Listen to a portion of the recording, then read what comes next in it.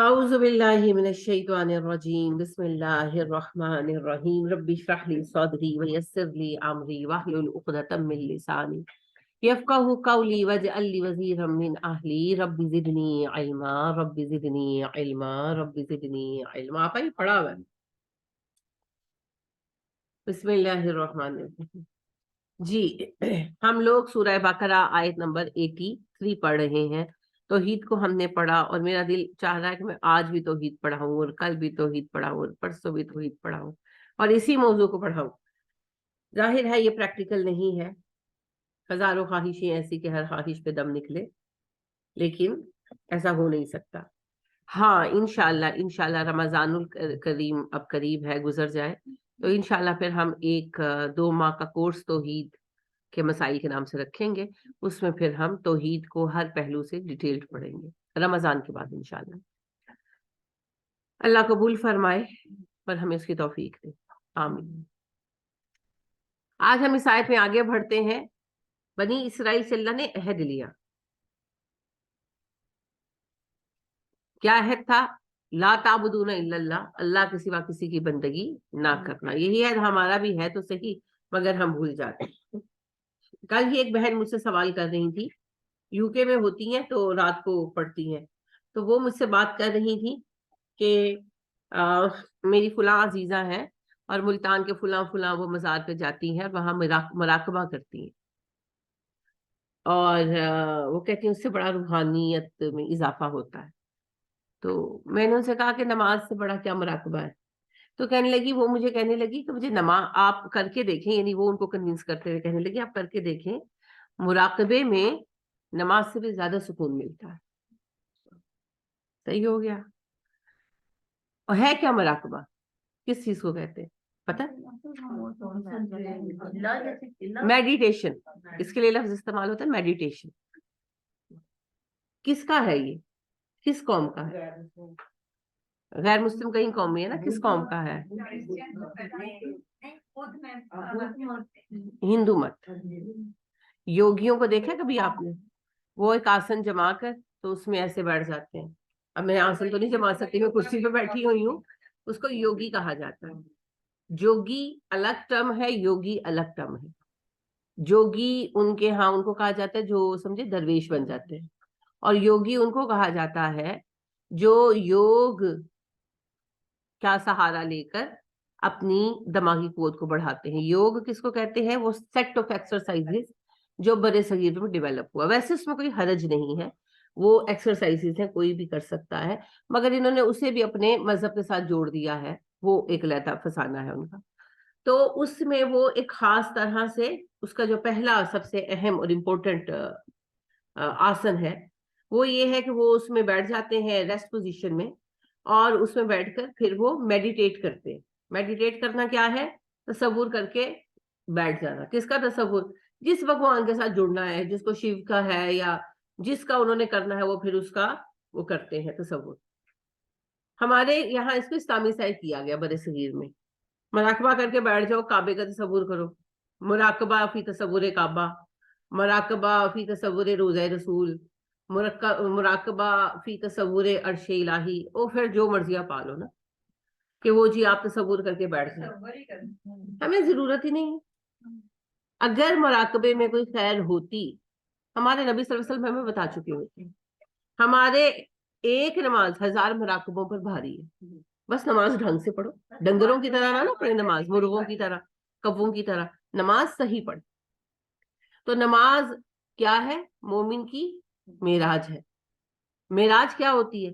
نبی کریم صلی اللہ علیہ وسلم معراج پر گئے تو اللہ سے ڈائریکٹ بات فرمائی. آپ نے، آپ کو یہ اللہ نے اعزاز بخشا کہ اللہ نے آپ سے ڈائریکٹ گفتگو فرمائی. تو نماز میں مومن اپنے رب سے ڈائریکٹ گفتگو فرماتا ہے. اور اللہ کریم سے سب سے قربت نبی صلی اللہ علیہ وسلم کو جو ملی وہ معراج کے موقع پر ملی. تو نماز میں مومن کو اللہ سے سب سے زیادہ قربت حاصل ہوتی. تو نماز مومن کی معراج ہے. اس سے بڑی کوئی میڈیٹیشن دنیا میں نہیں ہے، بشرطے کہ ہم اسے صحیح طرح ادا کریں. تو یہ ہمیں کافی ہے. اب یہ سب نبی صلی اللہ علیہ وسلم ڈائریکٹ بات کی. تو اللہ تعالیٰ ان کے سامنے آئے یا ویسے ہی مطلب ویسے ہی بات کی، آپا سامنے ہی نہیں آئے، سامنے نہیں آئے؟ جیسے حضرت موسیٰ سے بات کی، نبی صلی اللہ علیہ وسلم سے بھی بات کی، سامنے نہیں آئے. آپ سدرۃ المنتہا پر رہے اور اللہ تو اپنے عرش پر ہیں جہاں ان کا عرش ہے، تو اللہ نے بات آپ سے فرمائی براہ راست. یہ موضوع سورہ نجم کا ہے، انشاءاللہ جب سورہ نجم پڑھیں گے تو تفصیل سے پڑھیں گے. تو انہوں نے کہا کہ میں نے ان سے کہا کہ آپ لوگ قبروں پر جاتے ہیں، دعائیں مانگتے ہیں، یہ شرک ہے. تو وہ کہنے لگی نہیں، ہم لوگ قبر پر جب جاتے ہیں عبادت تھوڑی کرتے ہیں، ہم تو صرف دعا کرتے ہیں. اب آپ دیکھیں، آپ سورہ فاتحہ ہی کو پڑھیں گے نا تو آپ کو جواب مل جائے گا. اللہ پاک نے کہا ایاک نعبد و ایاک نستعین، ہم صرف تیری بندگی کرتے ہیں، عبادت صرف تیری کرتے ہیں اور مدد صرف تجھ سے مانگتے ہیں. اب عبادت الگ اور مدد الگ. مدد مانگنے کے لیے دعا ہوتی ہے نا، تو پھر دعا بھی صرف اللہ سے. یہ بات تو سورہ حمد میں ہی حل ہو جاتی. اللہ نے خود کہہ دیا عبادت بھی تیری اور مدد بھی صرف تیری، تو دعا صرف اللہ سے ہو، کسی دوسرے سے ہو. تو یہ سارے جو ہے نا بڑے پیچیدہ مسائل ہو چکے ہیں. پیچیدہ کیوں ہو چکے ہیں؟ کیونکہ پھیل گئے ہیں نا. اگر شروع میں ان کو روک دیا گیا ہوتا بزور قوت تو یہ سب اتنا شر پھیلتا ہی نہیں. مگر ابھی شر اتنا پھیل چکا ہے کہ اس کو سمجھانا لوگوں کو تھوڑا سا مشکل ہو چکا ہے. آخر کار کامیاب اہل توحید ہی ہوں گے، موحدین ہی ہوں گے، کیونکہ اللہ کا دین ہی غالب آنا ہے. ابھی اس کا حل یہی ہے، ابھی ہمارے لیے جو ہماری حد ہے کہ ہم اس بات کو واضح کر کے کھول کھول کر بتائیں. پھر اللہ جس کو بھی طاقت عطا کرے اور ساتھ ہمت عطا کرے گا، کوئی نہ کوئی تو اٹھے گا، انشاءاللہ اٹھے گا آخر کار تو ضرور.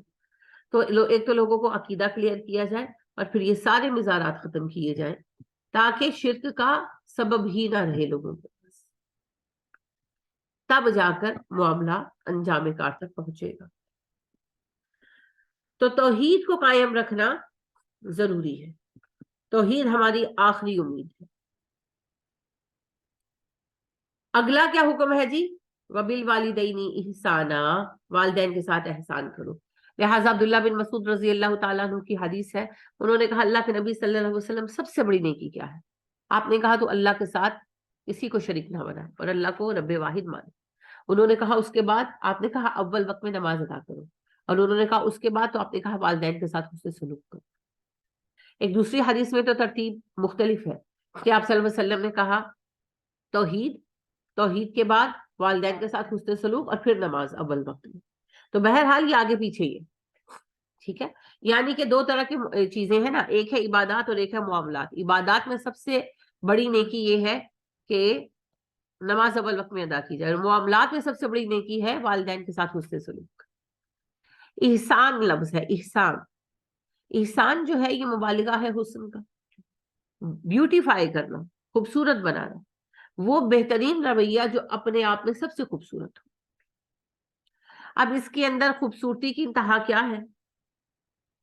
خوبصورتی کی کوئی انتہا نہیں ہوتی، آپ اسے بیوٹیفائی کرتے رہتے، کوئی لمٹ نہیں ہے. اس کی سب سے بہترین مثال والدین کی محبت اولاد کے ساتھ ہے. اولاد بچے جب چھوٹے ہوتے ہیں تو والدین ان سے کیسا پیار کرتے ہیں؟ کوئی لمٹ ہوتی ہے اس پیار کی؟ کوئی لمٹ نہیں ہوتی نا. بچے بیکار باتیں بھی کرتے ہیں تو والدین وہ بھی سنتے ہیں. بچہ جب کوئی چیز سیکھ رہا ہوتا ہے وہ 50 دفعہ اس چیز کو آ کے پوچھتا ہے، اور ماں باپ بغیر اریٹیٹ ہوئے بتاتے ہیں. بچے بیکار باتیں کر رہے ہوتے ہیں. اب ماشاءاللہ میرا ہے سورہ رحمان یاد کر رہی ہے، وہ روز شام کو آ کے سورہ رحمان جو اس نے یاد کیا نا وہ روز سناتی ہے اور ہم روز سنتے ہیں. سب ماں باپ ایسے کرتے ہیں کہ بچے آپ کو روز اپنی اچیومنٹ بتاتے ہیں، وہ بیکار بات ہوتی ہے اور 50 دفعہ آپ نے سنی ہوتی ہے، آپ پھر سنتے ہیں. بچے آپ سے آپ کے پاس آتے ہیں، آپ ان کو منہ ہاتھ دھلاتے ہیں، تیار کرتے ہیں، آپ ان کے پیر چومتے ہیں، ہاتھ چومتے ہیں. کیسی محبت ہوتی ہے نا، عجیب سی. ان کی ہر بات مانتے ہیں. آپ سارا کام وائنڈ اپ کر کے آ کے بیٹھے ہیں اور یعنی کہ بچے نے کوئی پھیلاوا کر دیا ہے. فور ایگزامپل آپ سوئے ہیں اور بچے کو وامٹ آ گئی تو ماں یہ غصہ نہیں کرتی کہ بیڈ گندا کر دیا. ماں کو پریشانی یہ ہوتی ہے کہ اس کو وامٹ کیسے آ گئی. حالانکہ سب کچھ چینج کرنا پڑتا ہے. سردی کے موسم میں جو ہے وہ ہر چیز اٹھانی پڑتی ہے، لحاف کے بھی کور چینج کرنے پڑتے ہیں آدھی رات کو، سب کچھ کرتی ہے اور اس کو ٹینشن یہ ہو رہی ہوتی ہے کہ میرے بچے کو وامٹ آئی کیوں. اتنے بڑے بھائی صاحب نے پچھلے ہفتے ایسے کر دیا تو مجھے سارا کرنا پڑا، لیکن وہی بات ہے پتہ نہیں کیا ہو گیا، ہوا کیوں ایسے؟ ٹینشن یہ ہوتی ہے کہ میرے بچے کو کیا ہوگا، ٹینشن یہ نہیں ہوتی کہ بھئی چیزیں چینج کرنی پڑ رہی ہیں. یہ ہے احسان کا رویہ. احسان اردو والا احسان نہیں ہے، یہ عربی والا احسان ہے، بہترین رویہ. تو جب والدین کی باری آتی ہے تو بچے چینج ہو جاتے ہیں نا، بچوں کی اپنی زندگی ہوتی ہے. تو ویسی بے لوث محبت وہ لا نہیں سکتے، وہ ہو نہیں سکتی، نیچرلی نہیں ہو سکتی. ماں باپ کا تو مرکز ہوتے ہیں نا بچے. بچے جب بڑے ہوتے ہیں تو ان کے بہت سارے محور اور مرکز ہوتے ہیں. ماں باپ ان کے لیے محور اور مرکز نہیں رہے ہوتے، ایک ذمہ داری رہ جاتے ہیں بس. لیکن کم از کم اس ذمہ داری کی ادائیگی میں حسن ہونا چاہیے. یہ نہیں کہ لیٹ سپوز کہ وہی ابا جی کو ومٹ آ گئی، اما جی کو ومٹ آ گئی، اب چینج بھی کیے جا رہے ہیں اور بولی بھی جا رہے ہیں. ہوتا ہے، نارمل ہے. بڑبڑاتے جاتے ہیں، باتیں سناتے جاتے ہیں، کام بھی کرتے جاتے ہیں. جب کرنا ہی ہے تو خوش دلی سے کرو. اور یہ یاد رکھو کہ ایسی کتنی راتیں تمہارے ماں باپ نے تمہارے ساتھ گزاری. نبی کریم صلی اللہ علیہ وآلہ وسلم سے جب یہ سوال ہوا کہ بندے پر سب سے زیادہ حق کس کا ہے، آپ نے کہا اس کی ماں کا، اور عورت پر اس کے شوہر کا. اصول بنا دیے ہیں اللہ نے. تو سب سے زیادہ حق والدین کا ہے. والدین میں ماں کا حق زیادہ رکھا گیا ہے کیونکہ ماں کی اٹیچمنٹ زیادہ ہوتی ہے نا. لیکن اس میں یہ مانا نہیں ہے جو ہماری سوسائٹی میں چلتا ہے، ماں نو ناراض نہ کرو پیو دی خیر. وہ ایسا رویہ بن گیا ہوگا نا، منہ سے کوئی کہے نہ کہے، ایٹیٹیوڈ یہی ہے. ماؤں کو راضی رکھتے ہیں، باپوں کو پوچھتے نہیں. تو یہ ایٹیٹیوڈ نہیں چلے گا. ماں اور باپ دونوں کا حق ہے. ہاں، ماں اور باپ میں ماں کا حق زیادہ ہے، بس اتنی سی بات ہے. اس بات کو ہم نے بہت غلط لے لیا. نبی کریم صلی اللہ علیہ وآلہ وسلم نے ارشاد فرمایا جنت ماں کے قدموں تلے ہے. آپ صلی اللہ علیہ وآلہ وسلم سے پوچھا گیا، ایک صحابی نے پوچھا کہ باپ کا حق، انسان پر سب سے زیادہ حق کس کا ہے؟ آپ صلی اللہ علیہ وسلم نے کہا باپ کا. تو انہوں نے پوچھا کہ ماں کا حق؟ آپ نے فرمایا باپ سے 3 گنا زیادہ ہے. تو لہٰذا 3 گنا جو ہے نا حق زیادہ ہے، لیکن اس سے باپ کا حق کم نہیں ہوتا، ماں کا حق بڑھتا ہے. لہٰذا ایک صحابی جو ہے آپ صلی اللہ علیہ وسلم کے پاس آئے اور انہوں نے آپ سے یہ کمپلین کی کہ میرے ابا میرا مال جہاں جی چاہتے اڑاتے پھرتے، پوچھنا بھی گوارا نہیں کرتے. آپ صلی اللہ علیہ وسلم کے ابا کو بلوایا، وہ بھی صحابی تھے ڈیفینیٹلی. تو آپ نے کہا کہ آپ کے بیٹے کو آپ سے کمپلین ہے کہ آپ اس کا پیسہ خرچ کر دیتے ہیں، اسے پوچھتے بھی نہیں ہیں. یہاں سے کیا پتا چلا کہ باپ اپنی اولاد کا پیسہ بغیر پوچھے خرچ کر سکتا ہے نا. یہاں پر تو جی کمرے میں آنے سے پہلے پرمیشن لیں، ہے نا. لہذا انہوں نے کہا، ان صحابی کو بلوائے، نبی صلی اللہ علیہ وسلم نے کہا کہ آپ کے بیٹے کو آپ سے کمپلین ہے، شکایت ہے، آپ اس کا پیسہ اڑاتے ہیں، خرچ کرتے ہیں بغیر اس کی اجازت کے.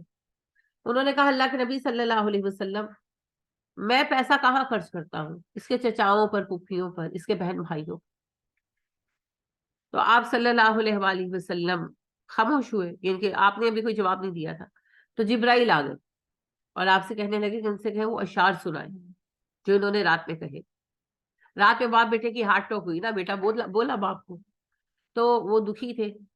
تو انہوں نے اس دکھ کی حالت میں کچھ شعر کہے، سوچے کہے، مطلب یہ نہیں کہ کوئی لکھے یا کسی کو سنائے، ان کے دل میں کچھ اشعار آئے. عربوں میں شاعری بہت تھی تو اشعار آئے. تو نبی صلی اللہ علیہ وسلم نے کہا کہ وہ شعر سنائے جو رات آپ نے کہے تھے. تو وہ حیران ہو گئے، کہنے اللہ کے نبی صلی اللہ علیہ وسلم ہر دفعہ کوئی بات ایسی ہوتی ہے کہ آپ ہمارا ایمان پہلے سے زیادہ بڑھا دیتے ہیں. اللہ کی قسم وہ اشعار میں نے صرف سوچے تھے، ان سے کوئی آگاہ نہیں سوائے رب کریم کی. تو پھر انہوں نے وہ شعر سنائے جن کا مفہوم یہ ہے کہ جب تو چھوٹا تھا تو میں نے تجھے بہت محبت سے پالا، تو بیمار پڑتا تو میں تیرے سرہانے بیٹھا رہتا، میں نے تجھے انگلی پکڑ کر چلنا سکھایا، اور میں آرزو کرتا تھا کہ تو ایک طاقتور جوان انسان بنے. اور آج جب تو طاقتور اور جوان ہو گیا جیسا میں چاہتا تھا ویسا، تو تم اسے اتنا حسن سلوک بھی نہیں کرتا جتنا تو اپنے ہمسائے سے کرتا ہے. تو آپ صلی اللہ علیہ وسلم نے وہ جو بیٹے تھے ان کا وہ کھڑے تھے تو ان کی وہ چادر کا دامن پکڑ کر کھینچا، کونا پکڑ کے کھینچا اور کہا تم اور تمہارا مال دونوں تمہارے باپ کی ملکیت. تو ایک خاتون نے مجھ سے کہا کہ ہم نے تو بڑے ظلم سہے. تو میں نے کہا کیسے, یعنی کیا ظلم؟ تو کہنے لگی کہ میرے میاں تو کوئی چیز لاتے تھے نا, تو میری ساس کو یعنی کہ وہ پکڑاتے تھے, تو میری ساس جس کو جو چاہتی تھی وہ دیتی تھی. تو ان کو ضرورت میری ساس کو ہوتی تھی تو وہ آتی تھی اور ہمارے کمرے سے ہماری چیز بھی لے لیتی تھی. تو دیکھیں جو بیٹے کا مال ہے نا, بیٹا لاتا تھا نا جو چیز, اب یہ بیٹے کے اندر سینس ہونی چاہیے, اگر کوئی چیز خاص بیوی کے لیے لی ہے تو وہ الگ رکھنی چاہیے, اور جو ماں کو لا کر دیا ہے وہ ماں کا ہے, وہ جس کو جو چاہے دے. صحیح ہے کہ نہیں؟ بیٹے کے مال پر اولین حق کس کا ہے؟ اماں ابا کا. صرف ماں کا نہیں, اماں ابا کا, دونوں. پہلا حق ان کا ہے, اور دوسرا حق بیوی بچوں کا. یہ ترتیب غلط کر دی ہے ہم نے یہ ترتیب غلط کر دی ہے. آج کل مسئلہ یہ پیش آتا ہے کہ ہم اپنے بیوی بچوں کا خرچہ پورا نہیں کر سکتے, اماں ابا کو کہاں سے دے, تو اب ہم اماں ابا کو تو نہیں دے سکتے, سپورٹ نہیں کر سکتے, تو ہمیں گناہ ہوگا. آپ کو بہت بڑا گناہ ہوگا جی, بہت بڑا گناہ ہوگا. پتہ ہے کیوں؟ کیونکہ ترتیب ہی غلط ہے. پہلی ذمہ داری ماں باپ ہے اور دوسری ذمہ داری میاں بیوی بچے ہیں. تو لہذا سب سے پہلے ماں باپ کو پورا کرے, اس کے بعد جو بچے گا وہ بیوی بچوں پہ لگے گا. یعنی کہ بیلنس کرے, ماں باپ کے اخراجات جو ضروری ہیں وہ پورے کر کے, تو باقی جو آپ کا بچتا ہے اس میں اپنی فیملی لائف کو پلان کرے. ضرورت سے زیادہ ہوگا تو دیں گے, ضرورت سے زیادہ کبھی کسی کے پاس ہوا؟ کیونکہ جیسے جیسے تنخواہ بڑھتی ہے ضرورتیں بھی ہم بڑھا لیتے, تو ضرورت سے زیادہ تو کبھی کسی کے پاس نہیں ہوگا. اور ویسے بھی ماں باپ بھکاری نہیں ہے کہ ان کو بچا ہوا دیا جائے گا. والدین حقدار ہیں پہلے اور فرسٹ جو آپ کا ہے نا مال, اس کے. لہذا نبی کریم صلی اللہ علیہ وسلم کی جو حدیث ہے جس میں وہ 3 بنی اسرائیلی جو تھے وہ غار میں سٹک ہو گئے تھے اور غار کا منہ پتھر سے بند ہو گیا, تو ان میں سے تینوں, ایک بندے نے کہا کہ ہم اپنی اپنی کوئی نیکی بیان کریں اور اس کے وسیلے سے دعا مانگے تو اللہ ہمارے لیے رستہ کھول دے. تو تینوں نے اپنی اپنی کوئی نہ کوئی نیکی بیان کی. تو ایک صاحب نے جو نیکی بیان کی جس پر پھر رستہ کھل بھی گیا تھا فائنلی, وہ کیا تھی؟ وہ یہی نیکی تھی کہ نبی اکرم صلی اللہ علیہ وسلم بیان فرماتے ہیں کہ وہ تیسرا ساتھی ان کا کہنے لگا کہ اللہ میرے بوڑھے ماں باپ ہیں اور میرے بچے بھی چھوٹے ہیں, میں پیشے سے چرواہا ہوں, جب میں رات کو گھر جاتا ہوں اور دودھ نکالتا ہوں تو سب سے پہلے اپنے ماں باپ کو دیتا ہوں, جب میرے ماں باپ پیٹ بھر کے پی لیں پھر جو بچتا ہے میں اپنی بیوی بچوں کو دیتا ہوں, اور تو جانتا ہے میں ایسا صرف تیری رضا کے لیے کرتا ہوں. اور ایک رات میں گھر لیٹ پہنچا اور میرے ماں باپ سو چکے تھے, تو میں نے دودھ نکالا اور اپنے ماں باپ کے جاگنے کے انتظار میں بیٹھ گیا. میرے بچے روتے رہے اور میرے پیر پکڑتے رہے, مگر میں نے کہا کہ پہلے میرے ماں باپ پیئیں گے پھر کسی کو ملے گا, ورنہ پھر ان کے لیے شاید سفیشینٹ نہ بچے. تو میرے ماں باپ اٹھے اور میں نے ان کو اٹھایا نہیں, انتظار کیا, اور وہ اٹھے تو میں نے انہیں دودھ پیش کیا, اور جب انہوں نے پی لیا تو پھر میں نے اپنے بچوں کو دیا. تو اللہ کریم میں نے یہ صرف تیری رضا کے لیے کیا, اور اگر میں اس میں مخلص تھا تو اللہ کریم ہمارے لیے رستہ کھول دے. تو پھر پتھر پہاڑ سے نیچے گر. آپ صلی اللہ علیہ وسلم نے یہ نہیں کہا کہ بھئی یہ فعل غلط تھا, آپ صلی اللہ علیہ وسلم نے سیکنڈ کیا نا, آپ نے تو مہر لگائی سنا کر. اب دیکھیں کہاں والدین کا یہ حق ہے اور کہاں ہماری باتیں. تو والدین ہماری جنت ہے, لیکن بدقسمتی یہ ہے نا آج جو ہماری جنریشن ہے اور جو نیکسٹ جنریشن ہوگی اس میں بہت کم ایسے خوش نصیب بچے ہوں گے جو والدین کے ذریعے جنت کمائیں گے.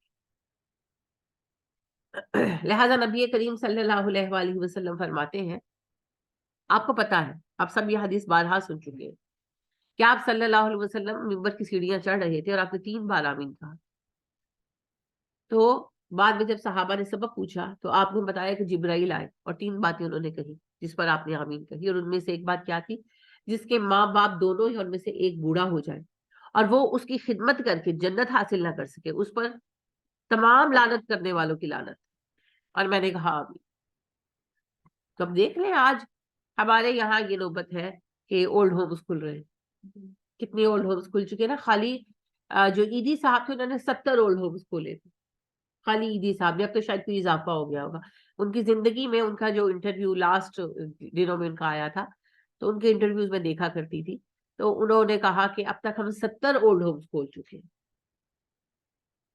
تو ان سے یہ بھی سوال کیا گیا کہ زیادہ تر کس طرح بزرگ آتے ہیں, لوگ چھوڑ کے جاتے ہیں؟ انہوں نے کہا نہیں, سڑکوں پہ چھوڑ جاتے ہیں لوگ, ہم سڑکوں سے اٹھا کے لاتے ہیں. سڑکوں پر جو بیٹھے ہوتے ہیں نا مانگنے والے, یا تو ہم ان سے پوچھتے ہیں تو بہت سارے لوگ ایسے ہوتے ہیں جن کے ان کے بچے ان کو چھوڑ گئے ہوتے ہیں, تو پھر ہم انہیں لے آتے ہیں. انہوں نے حد لگا دی 60 سال سے اوپر کے لوگوں کو رکھتے ہیں, 60 سال پہلے کے لوگوں کو. دیکھیں یہ تو کنڈیشن جو ہے اداروں کے لیے ہوتی ہی ہے, کیونکہ اصل میں 60 سال اس لیے انہوں نے کی ہے, جو مجھے لگتا ہے 60 سال ریٹائرمنٹ کی ہے نا, تو اگر اولاد نہیں بھی پوچھتی تو اپنی انکم آ رہی ہے, تو جب ریٹائرڈ ہو جائیں گے پھر کیا کریں گے؟ تو انہوں نے اس اعتبار سے کیا ہے, کیونکہ کسی بھی ادارے کو چلانے کے لیے کچھ اصول رکھنے پڑتے ہیں. ہر کسی کو اکوموڈیٹ کیا نہیں جا سکتا, نہیں کر سکتے بالکل. تو وہ انہوں نے اس اعتبار سے جو ہے نا 60 سال رکھا ہوگا کہ ریٹائرمنٹ کی ایج ہے, اور اگر اب بچے چھوڑ دیتے ہیں تو پھر کہاں جائے گی؟ جھگڑے بھی اس لیے ہوتے ہیں جب بیویاں اور بچے آ جاتے ہیں, ہیں, جتنی ہو چکی ہوتی ہے. مجھے میری ایک دوست بتا رہی تھی, دوست کیا اسٹوڈنٹ ہے, میں ابھی آپ سے کہہ رہی تھی یو کے میں ہوتی ہیں, پڑھتی ہیں, تو ایسے ہی باتوں میں بات ہوئی, تو میں نے کہا کہ اب تو پاکستان میں بھی اولڈ ہومز بن رہے ہیں, تو بڑی حیران ہوئی کیونکہ بہت عرصے سے یو کے میں ہے. تو کہتی ہے مجھے اس بات سے بہت صدمہ ہوا ہے باجی. تو وہ بتانے لگی, کہتی ہے ہمارے یہاں پر تو اولڈ ہومز ہیں یو کے میں, لیکن کہتی ہے پہلے کبھی کوئی مسلمان اولڈ ہومز میں نہیں ہوتے تھے, ایون انڈینز بھی نہیں ہوتے تھے, بے شک ہندو ہوں, انڈینز بھی نہیں ہوتے تھے, لیکن اب کہتی ہے اکا دکا انڈینز اور مسلمز جو ہیں وہ اولڈ ہومز میں بھیجے جانے لگے. جنریشن اگلی آ گئی نا جو وہیں پر پلی بڑی ہے, ان کی کہتی ہے ان کے لیے جو ہے نا مسلم جو ہے اسپیشلی, ظاہر انڈینز کا تو حلال و حرام کا کانسیپٹ ہندوؤں کا اور ہے, تو کہتی ہے مسلمز کے لیے نا بہت ساری دقتیں ہیں حلال و حرام کی. جیسے کہتی ہے ظاہر وہ تو پورک بھی کھاتے ہیں سب, تو اب برتنوں میں تو سب کچھ پکتا ہے. اب کہتی ہے ان ایک دو لوگوں کے لیے الگ کھانا تو نہیں پک سکتا, تو وہ بےچارے پھر کھانا نہیں کھاتے, وہ پھر سینڈوچ وغیرہ بنا لیتے ہیں. پھر سینڈوچ بھی وہ نارملی کہتی ہے ٹھنڈے کھانے پڑتے ہیں, کیونکہ مائکرو ویو جو ہے اس میں بھی تو وہ سب کچھ گرم کرتے ہیں. پھر کہتی ہے باتھ روموں میں مسلم شاور نہیں ہے, ان لوگوں کو کلین ہی خود کو کرنا پڑتا ہے وہ ٹیشو سے. یہ کہتی ہے بہت پرابلمس ہیں. تو وہ کہتی ہیں ساری پرابلمس کے ساتھ وہ نمازی ہے, عبادت گزار ہے, تو وہ بےچارے بڑی دقت میں رہتے ہیں. تو وہ پھر جیسے صبح ایک کا دفعہ اپنے آپ کو اچھی طرح ان کے ظاہر پیشاب وغیرہ کر کے کلین کیا, نہائے, تو پھر وہ کوشش کرتے ہیں کہ اب ہمیں دوبارہ نہ جو ہے حاجت وغیرہ ہو, خاص طور پر پوٹی کی, کہ پھر دوبارہ نہانا پڑے گا. تو دیکھیں کہنے کو تو چھوٹی چھوٹی باتیں ہیں, مگر یہ کتنے بڑے بڑے مسائل ہیں نا. تو کہتی کہ بہت وہ بےچارے اذیت میں ہیں, بڑی پریشانی میں ہوتے ہیں. لیکن اب کہتی پھر کہتی وہ جیسے ظاہر ہے ان لوگوں کی تہذیب الگ ہے نا, تو کہتی ہے وہ جیسے گانے لگ رہے ہیں, وہ پارٹیاں کر رہے ہیں, وہ وائن پی رہے ہیں. اب کہتی ہے یہ بہت انایزی ہوتے ہیں, کیونکہ ساری زندگی انہوں نے ان چیزوں سے دور گزار دی ہے. تو وہ کہتی بہت اذیت میں ہے ان کا بڑھاپا. تو اب کہتی ہے ہم آپس میں یہ بات کر رہے تھے کمیونٹی کے لوگ کہ ہم اپلائی کرتے ہیں گورنمنٹ سے کہ مسلمانوں کے لیے علیحدہ اولڈ ہوم کی اجازت دی جائے. حل تو ہے اس مسئلے کا, لیکن کیا واقعی حل یہ ہونا چاہیے؟ یہ کتنی تکلیف دہ بات ہے نا. انا للہ و انا الیہ راجعون. حالانکہ اسلام نے یہ سب روکنے کے لیے روکنے کے لیے سارا یہ ہمیں احکام دیے, بالکل اپنے حقوق بچوں کو نظر آتے ہیں. یعنی کہ دلچسپ بات ہے نا, اکثر بچے ہمارا حصہ نہیں دیا, ہمارے ساتھ یہ نہیں کیا. بھائی کون سا حصہ, کس بات کا حصہ؟ باپ کی جائیداد میں بیٹوں کا کون سا حصہ ہے؟ کوئی حصہ نہیں. وہ وراثت تو مرنے کے بعد بنے گی, جیتے جی جس کا مال ہے اس کا ہے, جاؤ اپنے زور بازو پر دنیا پیدا کرو نا اپنی. لہٰذا آپ دیکھیں کہ صحابہ امیر تھے, ان کے بچے کچھ بھی نہیں تھے. کیوں نہیں تھے؟ کیونکہ انہوں نے اپنی زندگی خود آغاز کر دی تھی. اربوں میں تو تھا جاؤ اپنی زندگی خود شروع کرو, شادیاں اپنے بلبوتے پہ کرتے تھے, جو اپنی حیثیت ہے اس پر, تو پھر جاؤ کرو. ہمارے سوشل سسٹم کے اندر باتیں بہت آدھی ادھوری ہیں. جیسے آج کل یہ بات بہت چلتی ہے, طارق جمیل صاحب نے اس کو بہت سپورٹ کیا, غامدی صاحب نے کیا, لیکن اس میں بہت مضبوط آواز جو ہے نا محمد علی مرزا صاحب کی رہی. حالانکہ عقائد پر ان کی باتوں سے میں بہت زیادہ متفق ہوں, 100% آلموسٹ. لیکن جو یہ بات وہ کہتے ہیں کہ والدین کا کوئی حق نہیں ہے, یہ جو مصیبت گلے ڈالی ہوئی ہے ساس سسر کی, نندوں کی, دیوروں کی, اس سے جان چھڑاؤ پھر بیوی سے تقاضا کرو, بالکل صحیح ہے, بالکل صحیح ہے. لیکن پھر بات یہ ہے کہ ساس سسر کے گلے جو بہو کی مصیبت ڈالی ہوئی ہے, جو پوتے پوتیوں کی مصیبت ڈالی ہے, چپو ساری مصیبتیں لے کے چلو, get out from our house. پھر گیم ایسے چلے گی. اگر بہو کی ذمہ داری نہیں ہے کہ وہ ساس سسر کو دیکھے, وہ دیور کو دیکھے, وہ جیٹھ کو دیکھے, وہ جو ہے فیملی کو دیکھے, بالکل نہیں ہے. ساس سسر کی بھی کوئی ذمہ داری نہیں ہے بیٹے کی بیوی کو پالنا اور بیٹے کے بچوں کو پالنا. ہر کوئی اپنی اوقات میں شادی کرے اور اپنی حیثیت کے مطابق زندگی چلائے. جائیں, میں دیکھوں کتنوں کو رشتے ملتے ہیں. گھر ساس سسر کا, گاڑی ساس سسر کی, ملازموں کو پے ساس سسر کرتے ہیں, بجلی کا بل ساس سسر نے دینا ہے, پانی کا بل ساس سسر نے دینا ہے, گیس کا بل ساس سسر نے دینا ہے, سب کچھ ساس سسر کا ہے, سب کچھ چاہیے, بس ایک ساس سسر نہیں چاہیے. تو گیم پھر ایسے تو نہیں چلے گی. پھر بات پوری بتائیں. ہاں بالکل کوئی فرض نہیں ہے نا بہو پر, حالانکہ اس بات کو میں ثابت کر سکتی ہوں کہ احادیث سے ثابت ہے, لیکن میں کہتی ہوں بحث ہی نہیں کرتی, میں بالکل بحث نہیں کرتی. ٹھیک ہے, کوئی واضح آیت نہیں ہے, کوئی بالکل اوتھینٹک حدیث نہیں ہے, ٹھیک ہے, ضعیف حدیث ہے, اوتھینٹک حدیث نہیں ہے, مان لیا.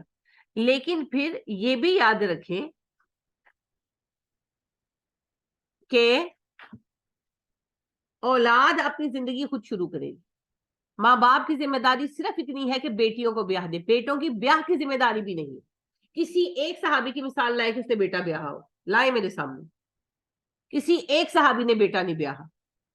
بیٹوں نے اپنی شادیوں کے لیے رشتے بھی خود بھیجے, اور جب رشتے طے ہوئے تو پھر ابا سے کہا کہ اماں ابا پلیز شادی پر آ جائیں. سب کو اٹھا کر دیکھے, وہ ابو بکر ہو, وہ عمر ہو, اور ابا جو تھے وہ امیر تھے اور بیٹے غریب تھے, اپنی حیثیتوں میں شادیاں کی. جب ابا فوت ہوئے تو راستے ملی. صرف بیٹیوں کو پڑھا کر ان کی شادیاں کر دینا والدین کا فرض ہے, صرف شادیاں کر دینا, ان کو بھی بسانا والدین کی سردردی نہیں. تو یہ جو ہے نا دو طرفہ قانون پھر بیان کرو, اور اگر دو طرفہ بیان نہیں کر سکتے تو پھر آدھا قانون مت سنائیں, آدھا قانون مت سنائیں. ہمارے سوشل سسٹم کے اندر جب سب کچھ اماں ابا نے کرنا ہے, اسکول فیڈنگ کرنی ہے, بچوں کی بھی ذمہ داری نبھانی ہے, تو پھر ان کے حقوق بھی اتنے اسٹیبلش ہوتے ہیں. یا پھر وہ پورا نظام لائے نا جو عربوں کا تھا, پھر وہ پورا سسٹم قائم. تو لہٰذا یہ نا آدھی ادھوری کہانیاں ہیں, اور انہوں نے ذہنوں میں بڑی خرابی پیدا کر دی.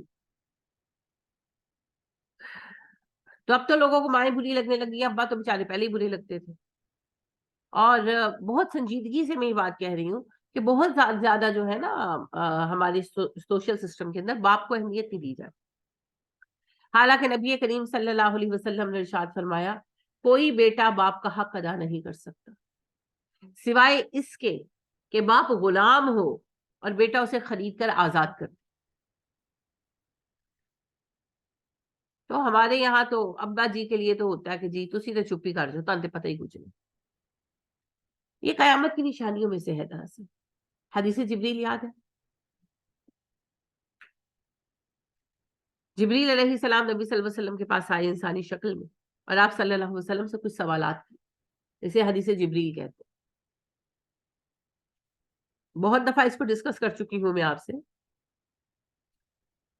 تو انہوں نے سوالات جو آپ سے پوچھے, 4 سوال ہیں ٹوٹل. اسلام کیا ہے, ایمان کیا ہے, قیامت کب آئے گی.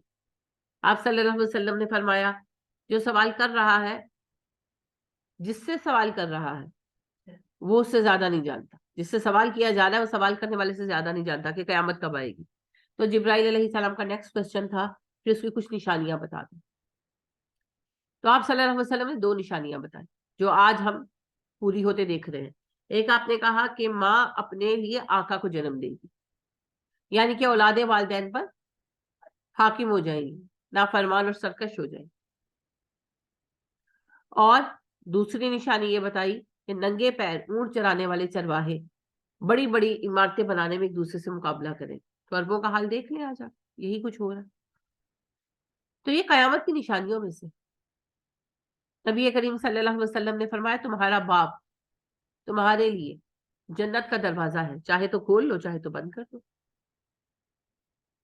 تو اس میں بات یہ ہے کہ والدین اولاد کی رضا پانے کی کوشش ہی نہیں کرتے, اب اس کو اہمیت ہی نہیں دی جاتی. بلکہ اگر کسی کے والدین ناراض ہیں اور ان کو کہا جائے کہ آپ کے پیرنٹس ناراض ہیں تو کہتے ہیں وہ تو خوش ہوتے ہی نہیں, انہوں کی عادت ہے. کوئی یہ سوچتا ہی نہیں کہ مجھے اپنے والدین کی رضامندی حاصل کرنی, اور کسی کو بھی خوش کرنے کے لیے آپ کو ایفرٹ کرنی پڑتی ہے. اور والدین نارملی دیکھیں, بعض اوقات کسی ایک آدھ جگہ پر ایسا ہو سکتا ہے کہ اماں یا ابا کا مزاج سخت ہو, وہ ریئر کائنڈس آف پیپل ہوتے ہیں. عام طور پر والدین بڑی جلدی خوش ہو جاتے ہیں, نارملی والدین بڑی جلدی خوش ہو جاتے ہیں. خالی بچہ پاس آ کر بیٹھ کر ہنس کر بات کر لینا, ماں باپ اسی میں خوش ہو جاتے. لیکن ہم ٹائم ہی نہیں نکالتے. آج کل کسی کے پاس وقت ہی نہیں ہے. ہمارے پاس ریلز دیکھنے کے لیے گھنٹہ 1.5 گھنٹہ ہے, فیس بک سرف کرنے کے لیے ٹائم ہے, فیس بک سرفنگ کے لیے ہم گھنٹوں نکال لیتے ہیں. لیکن اماں ابا کے پاس بیٹھ جانے کے لیے ہمارے پاس 15-20 منٹ نہیں. اور ماں باپ یہی ترستے رہتے ہیں کہ ہمارا بچہ بیٹھے ہمیں بتائے زندگی میں کیا ہو رہا ہے, کیسے ہو رہا ہے, کوئی ان کی سن لے. خالی بات سن لینے سے وہ خوش ہو جاتے ہیں, انہیں خالی توجہ درکار ہوتی اور کچھ بھی نہیں. اور بہت ساری باتیں وہ صرف بات کرنے کے لیے کر رہے ہوتے ہیں, ان کو پتا ہوتی ہیں باتیں, لیکن وہ اس لیے پوچھ رہے ہوتے ہیں. جیسے فرض کرو کہ کسی کو شوگر ہے تو بیٹے سے پوچھیں گے ابا یا اماں میں برفی کھا لا کہ نہیں, ان کو نہیں پتا ہے, وہ صرف بات کرنا چاہتے ہیں. ہاں تو بیٹا کہتا ہے تو تسی بچے ہو, تانوں نہیں پتا.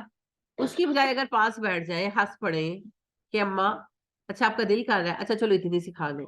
وہ اماں بات کرنے کا بہانہ ڈھونڈ رہی ہوتی ہے, وہ ابا بات کرنے کا بہانہ ڈھونڈ رہے ہوتے ہیں, پتا ان کو ہے. تو یہ جو ہے نا, یہ صرف ان بیچاروں کی اٹینشن لینے کی ایک کوشش ہوتی ہے. جیسے ہمارے جب ہم بچے ہوتے ہیں تو ہم اٹینشن لینے کے لیے حرکتیں کرتے ہیں نا, اس وقت ماں باپ کا دل بہت بڑا ہوتا ہے, وہ اس بات کو سمجھ جاتے ہیں اور محبت اور پیار سے ڈیل کرتے ہیں. مگر ہمارے دل تنگ ہو جاتے ہیں نا, کیونکہ اماں ابا ہمیں ذمہ داری لگنے لگتے ہیں نا, زندگی کا حصہ نہیں لگتا. وہ یہ لگتا ہے کہ میں, میری بیوی, میرے بچے, وی آر اے فیملی, اماں ابا ہمارے اوپر ذمہ داری ہے. ایگزیکٹلی فالتو ہے, ہمارے اوپر ذمہ داری ہے. تو وہ پھر ان کو نا ٹائم دینے کو دل نہیں کرتا. تھوڑا سا ٹائم بچتا ہے وہ بھی میں بیوی بچوں کو نہ دوں تو ضرور دو, لیکن جنہوں نے پوری زندگی دے دی ان کا کیا, ان کو بھی تو ٹائم دو. پیسہ نہ بھی دے, ٹائم تو دے. سب سے زیادہ ماں باپ کو جس چیز کی ضرورت ہوتی ہے وہ بچوں کی محبت اور توجہ کی ضرورت ہوتی ہے, کیونکہ ان کو عادت ہوتی ہے نا, ان کو عادت ہوتی ہے. ساری زندگی جن بچوں کے لیے کام کیا, ساری زندگی صبح و شام جن کو دیکھا, یکا یک وہ بات ہی نہیں کرتے, وہ بغیر ملے نکل جاتے ہیں. تو پھر فرق تو پڑے گا ماں باپ کو, کیسے ہو سکتا نا. پھر ظاہر ہر طرح کے لوگ ہوتے ہیں, تو کچھ جو ہوتے ہیں وہ پھر ہر کسی سے رونے پٹنے لگتے ہیں, یعنی کہ شکایتیں کرنے لگتے ہیں, پھر وہ برا لگتا ہے. پھر بعض جو ہے وہ سخت ہو جاتے ہیں, اماں ابا جن میں ذرا طاقت ہوتی ہے وہ سخت ہو جاتے ہیں, وہ دوری اختیار کر لیتے ہیں, پھر وہ بھی برا لگتا ہے. کچھ نہ کچھ تو اگلے کریں گے. تو والدین کا حق جی بہت زیادہ ہے, بہت زیادہ ہے, اتنا زیادہ ہے کہ اس کی کوئی مثال دینی ممکن نہیں. ہم سب کو ہی پتا ہے کہ انسان کا بچہ کتنا بے بس ہوتا ہے. مرغی کا بچہ تھوڑی ہے کہ انڈے سے نکلے اور دانا کھانا شروع کر دے, پل گیا تو پل گیا. انسان کا بچہ ہے, وہ تو کچھ بھی نہیں کر سکتا. تو کیسے پالتے ہیں اس کو, ہم سبھی کو پتا ہے کیونکہ ہم سب نے بچے پالے. اپنی پوری جوانی دیتے ہیں ماں باپ, تب جا کر ایک نسل جوان ہوتی ہے. پوری جوانی اپنی دیتے ہیں, صرف پیسے کی بات نہیں ہوتی, اپنی خوشیاں, اپنا ٹائم, اپنی ساری قوت وہ اگلے 3-4 بچوں میں انویسٹ کرتے ہیں, اپنی زندگی انویسٹ کرتے ہیں, تب جا کر اگلی نسل پروان چڑھتی ہے. خالی کھانا پینا تو جو یتیم خانے وہاں بھی مل جاتا ہے, وہاں کیوں نہیں بچوں کی پرورش اچھی ہوتی, کیونکہ انہیں وہ محبت نہیں ملتی جو ماں باپ دیتے ہیں. بچے کی ہر بات پہ توجہ دیتے ہیں، یہ پڑھ کیوں نہیں رہا، اس کے نمبر کیوں کم آ رہے ہیں، یہ اس فیلڈ میں نہیں چل رہا تو اس میں چل جائے، ہر کوشش کرتے ہیں۔ وہ جو محبت ہے، وہ جو کیئر ہے، وہ جو اپنے سے بھی بہتر انسان بنانے کی لگن ہے، وہ کہاں سے آنی ہے؟ وہ ساری لگن، وہ سارا کچھ صرف ایک ماں اور باپ کے اندر ہوتا ہے۔ تو ماں باپ اپنا سب کچھ دے کر اگلی نسل کو پروان چڑھاتے ہیں۔ اسی قربانی کی وجہ سے والدین کا حق سب سے زیادہ رکھا گیا، لیکن صورتحال کیا ہے؟ ہم والدین ہی کو ٹائم دینے کے لیے تیار نہیں ہوتے۔ تو والدین کا تو اس میں کچھ نہیں بگڑتا، صرف دنیاوی غم ہی آتا ہے، اور وہ غم بھی جو ہے ان کے لیے آخرت کا سبب بن جائے گا، اجر کے لیے۔ لیکن بہت کم اولادیں ایسی ہوں گی اب اس عہد میں اور اگلے جو جنریشن آئے گی اس میں، کہ جو اپنے والدین کی خدمت سے جنت حاصل کر سکیں۔ حالانکہ جنت کا سب سے آسان طریقہ ہے، اس میں زیادہ مشقت نہیں آتی۔ لہٰذا ایک صحابی نے نبی اکرم صلی اللہ علیہ وسلم کے ساتھ جہاد میں جانے کی نام لکھوایا، بتایا، تو آپ صلی اللہ علیہ وآلہ وسلم نے ایک دن خطبہ دیا، ابھی جانے میں ٹائم نہیں، تیاریاں چل رہی تھی، جمعے کا خطبہ دیا، اس میں والدین کی فضیلت بیان کی۔ تو وہ کھڑے ہوئے، وہ کہنے لگے اللہ کے نبی صلی اللہ علیہ وسلم، میری والدہ بوڑھی ہے اور میں تو جہاد پر جا رہا ہوں اور میرے سوا ان کی دیکھ بھال کرنے والا کوئی نہیں۔ آپ صلی اللہ علیہ وسلم نے فرمایا آپ جہاد پر مت جائیں، آپ اپنی ماں کی خدمت کریں، آپ کا جہاد یہی ہے۔ اویس کرنی جو ہے ان کا بھی تو یہی معاملہ رہا۔ اویس کرنی کیوں نبی صلی اللہ علیہ وسلم کی خدمت میں نہیں آ سکے؟ ان کی والدہ بوڑھی تھی، دیکھ بھال کرنے والا کوئی نہیں تھا، تو وہ نہیں آئی۔ تو پھر وہ جب ان کی والدہ وفات پا گئی تو آئے، مگر جب مدینہ پہنچے تو نبی صلی اللہ علیہ وسلم آلریڈی وفات پا چکے تھے، تو انہیں نبی صلی اللہ علیہ وسلم کی صحابیت کا شرف نہیں مل سکا، آپ کا زمانہ پا کر بھی تابعی رہے۔ تو اپنی والدہ کی خدمت کے لیے جو قربانی انہوں نے دی ہے اس کی وجہ سے ان کا مقام اتنا ہے، ورنہ بیسیکلی وہ تابعی ہے، وہ صحابی نہیں ہے۔ تو یہ ہے جی والدین کی خدمت کا اجر۔ لیکن والدین کی خدمت کرنے کی توفیق بہت کم لوگوں کو ملتی ہے، شیطان اسے مشکل بنا دیتا ہے نا، بہت مشکل بنا دیتا ہے ہمارے لیے۔ تو وہ ایک تھوڑی سی بات ایموشنل ہے مگر ہے تو بالکل صحیح، کہ ایک ماں باپ مل کر 4-5 بچوں کو پال دیتے، مگر 4-5 بچے مل کر ایک ماں باپ کو نہیں سنبھال پاتے۔ سبب جذبات کا فرق ہے اور کچھ بھی نہیں۔ تو جی والدین کے ساتھ احسان کا رویہ ہوگا، یعنی کہ بہترین رویہ ہوگا، صرف خدمت مقصود نہیں ہے، خالی یہ کافی نہیں ہے کہ خدمت کریں، خدمت حسین طریقے سے، یہ نہیں کہ اماں ابا کو ہر وقت یہ احساس دلایا جائے کہ تسی ساری زندگی مصیبت ہی کیتی ہوئی، جو ہم منہ سے کہتے بھی رہتے ہیں، ایسی خدمت کا کوئی اجر نہیں۔ خدمت ہو اور حسن سلوک کے ساتھ، ماں باپ کا دل خوش ہو۔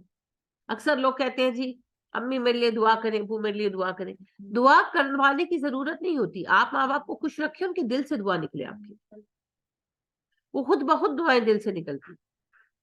اور والدین کا حق اتنا ہے، انشاءاللہ پڑھیں گے ابھی آگے، کہ اللہ پاک فرماتے ہیں اگر تمہارے ماں باپ کافر بھی ہیں تو ان کی خدمت کرو، بس ان کی یہ بات نہ ماننا کہ اللہ کا شریک بنا۔ تو کافر ماں باپ کی بھی خدمت کی جائے گی، ان کی بھی خدمت میں کمی نہیں ہوگی۔ ابو ہریرہ رضی اللہ تعالیٰ عنہ تھے نا، تو ان کی والدہ ایمان نہیں لائی تھی، تو وہ نبی صلی اللہ علیہ وسلم کو برا بھلا کہتی، یعنی کہ وہ کہتی کہ بہکا دیا میرے بیٹے کو فلاں نے، یہ وہ اس طرح، ظاہر ہے وہ غلط سمجھتی تھی، اس لیے تو ابو ہریرہ رضی اللہ تعالیٰ عنہ کو بڑی تکلیف ہوتی جب وہ نبی صلی اللہ علیہ وسلم کو برا بھلا کہتے، تو وہ آپ سے اجازت مانگتے کہ مجھے اجازت ہے میں اپنی اماں کو چھوڑ دوں، تو آپ کہتے نہیں، تمہاری ماں کا حق تم پر سب سے زیادہ ہے۔ تو پھر آخر ابو ہریرہ کچھ عرصہ تو اس اذیت کو سہتے رہے، پھر ان کو حل سوجا، انہوں نے کہا اللہ کے نبی صلی اللہ علیہ وسلم اگر اپنی امی کو میں چھوڑ نہیں سکتا تو دعا کرے میری ماں مسلمان ہو جائے۔ آپ نے پھر دعا کی تو وہ ایسی ماشاءاللہ قبول ہوئی، کیونکہ فضل تو اللہ کا ہے، ورنہ ابو طالب کے لیے بھی دعائیں تو آپ نے کی ہوں گی مگر وہ ابو طالب کے لیے قبول نہیں ہوئی۔ بہرحال آپ نے دعا کی، اور ابو ہریرہ کہتے ہیں کہ میں گھر گیا اور اندر آنے کی اجازت مانگی تو میری والدہ نے کہا کہ ابھی انتظار کرو ابو ہریرہ، میں نہا رہی۔ تو میں رک گیا، تو ظاہر ہے وہ نہا چکی تو اندر گئے، تو وہ نہا کر کپڑے چینج کر کے صاف ستھری ہو گئی تھی، تو کہنے لگی تمہیں پتہ ہے میں کیوں نہائی ہوں؟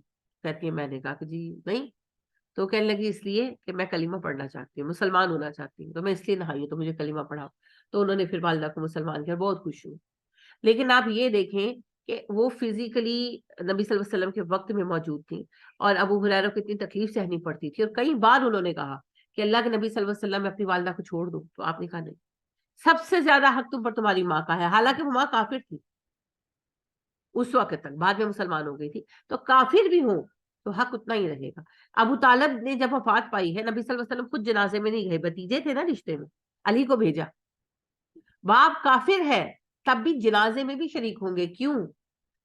کیونکہ باپ ہے نا، دعائیں مغفرت نہیں کر سکتے، تدفین تو کریں گے، باپ ہے، حق ہے باپ، لہذا علی کو جنازے میں بھیجا تھا، خود نہیں گئے۔ تو علی کہتے ہیں کہ جب ہم اب جنازہ لے کر جا رہے تھے ابو طالب کا، تو نبی صلی اللہ علیہ وسلم اپنے گھر کے آگے کھڑے تھے اور رو رہے تھے۔ تو یہ ہے باپ کا حق، یہ ہے ماں کا حق، جسے ہم بھولے ہوئے ہیں، آج بدقسمتی کی بات ہے۔ اور میں آپ کو بتاؤں کہ آج کا نافرمان بیٹا کل کا دکھی باپ ہے، اور کچھ نہیں ہونے والا۔ یہ ہم اپنے لیے جو ہے نا بیج بو رہے، اب گلاب کا بوئیں گے تو گلاب اگیں گے، اور ببول بوئیں گے تو ببول اگے گا۔ تو لہٰذا ایسا ہی ہوگا، اگر ہم اپنے ماں باپ کے ساتھ سر جھکا کر پیش آتے ہیں، ہمارے بچوں سے زیادہ فرما بردار ہوں، اور اگر ہم اپنے ماں باپ کے ساتھ سرکش ہیں، ہمارے بچے سرکش ترین نکلنے والے۔ تو ایک کہانی ہے، سچ مچ کی کہانی ہے، میری والدہ سناتی ہوتی تھی کہ ایک بندہ جو ہے نا، اس کی بیوی اس کو کہتی ہے کہ میں تمہارے باپ سے بڑی تنگ ہوں، تو اس کو کہیں چھوڑ کر آؤ ورنہ میں جا رہی ہوں۔ تو وہ جو ہے نا اپنے باپ کو ارادہ کرتا ہے کہ کہیں چھوڑ ہے، کسی جگہ بھی چھوڑ ہے، اس زمانے میں اولڈ ہومز کا کانسیپٹ کہاں تھا، تو کہیں چھوڑ ہے۔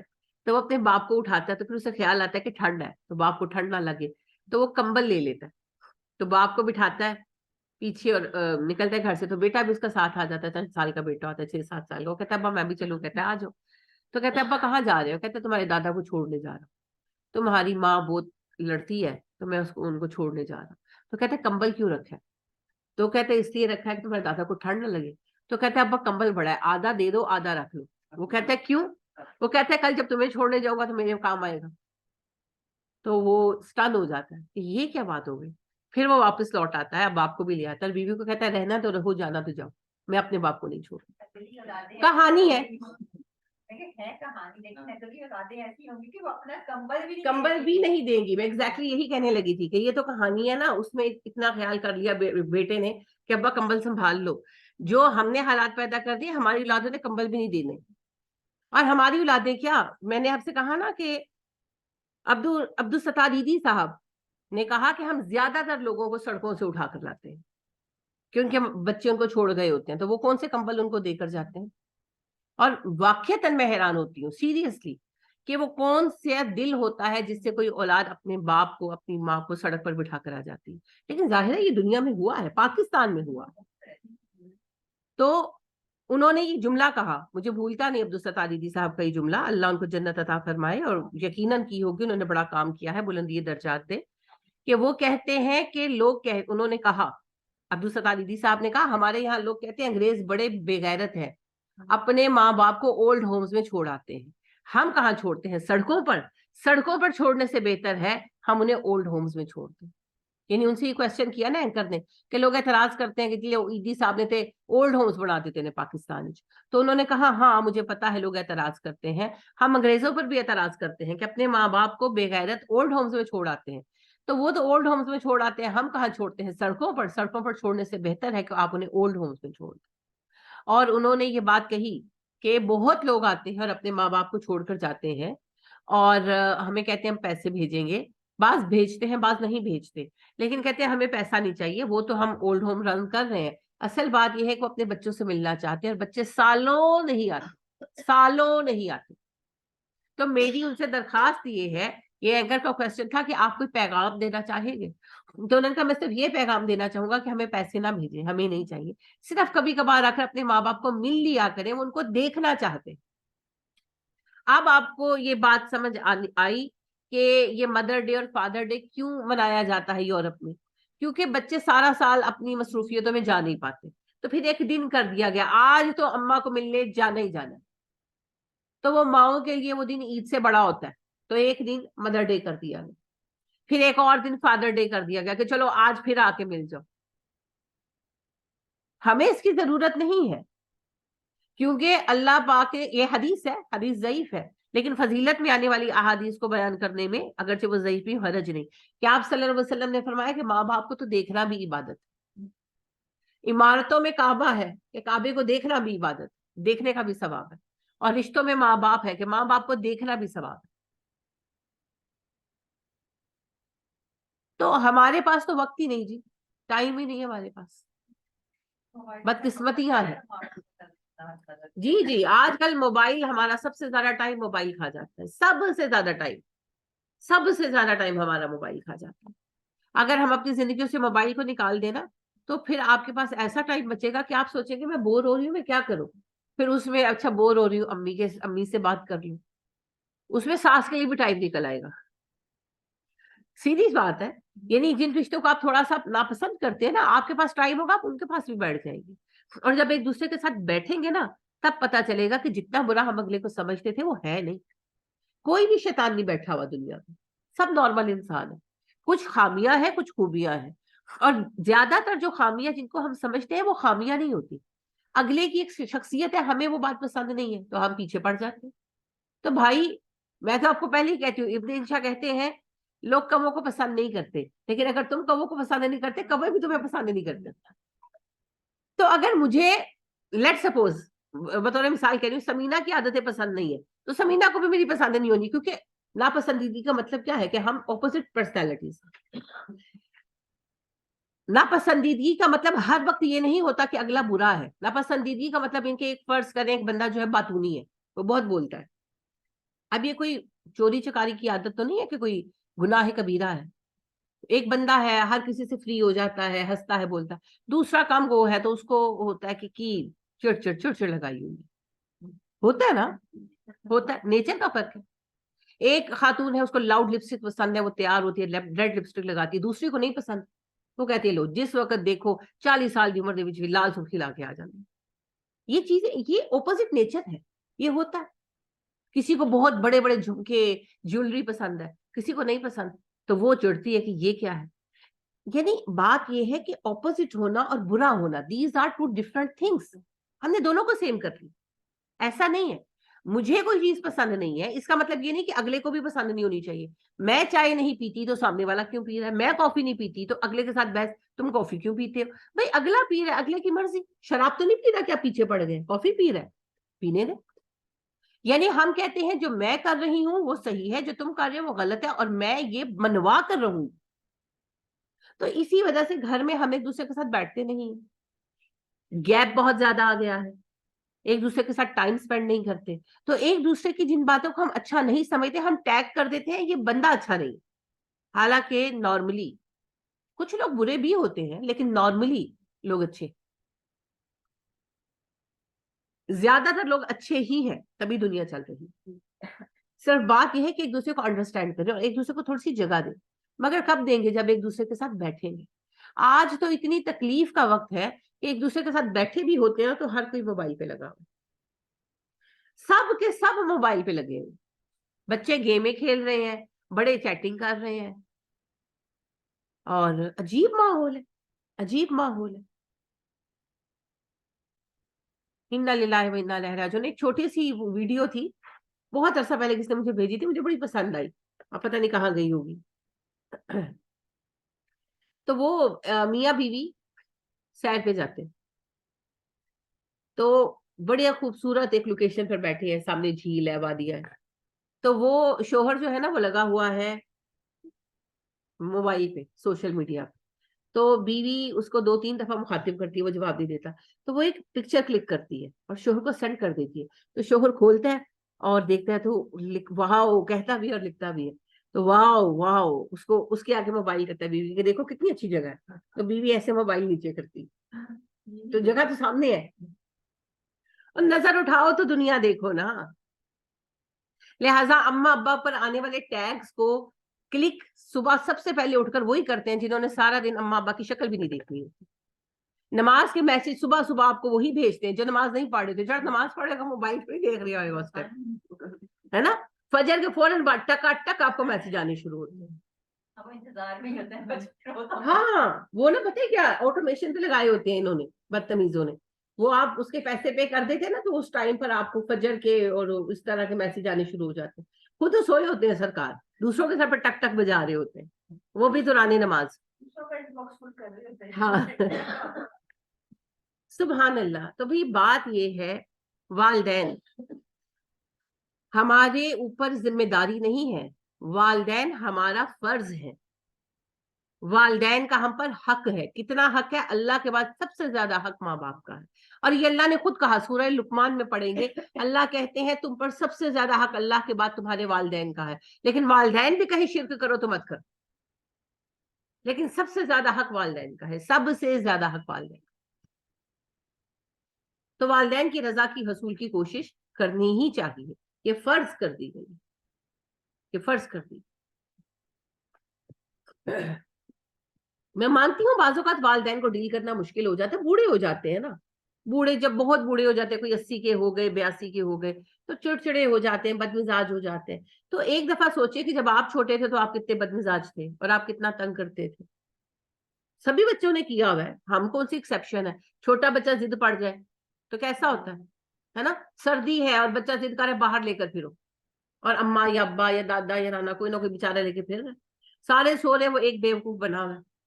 क्या हो सकता है? बच्चे की जिद है ना। अजीब अजीब बच्चे जिदे करते हैं कि नहीं करते? सारे बच्चे करते हैं। और बाज़ औक़ात तो अजीब अजीब जिदे करते हैं। माँ बाप फिर उस जिद का भी कोई हथौड़ निकालते हैं, उसका भी कोई मसला हल करते हैं। ये थोड़ी करते हैं कि पकड़ कर मारना शुरू कर।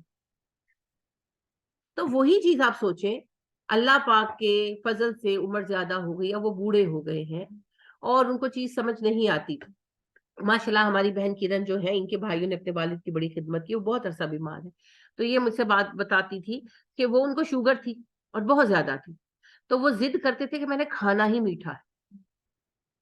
तो फिर बड़ी मुश्किल से वो डील करते थे, बड़ी मोहब्बत से, इनके जो भाई हैं। तो ये बताती थी कि बहला फुसला कर कभी थोड़ी बहुत दे भी देते थे, यानी कि definitely it was difficult to handle with, लेकिन वो करते रहे और इतना लंबा अरसा माशाल्लाह उन्होंने खिदमत की। इसका अजर अल्लाह देने वाले। हाँ, अगर कभी थोड़ी देती थी, कुछ नहीं नाराज होती थी, कहती थी रख लो हलवा कर लो। हाँ।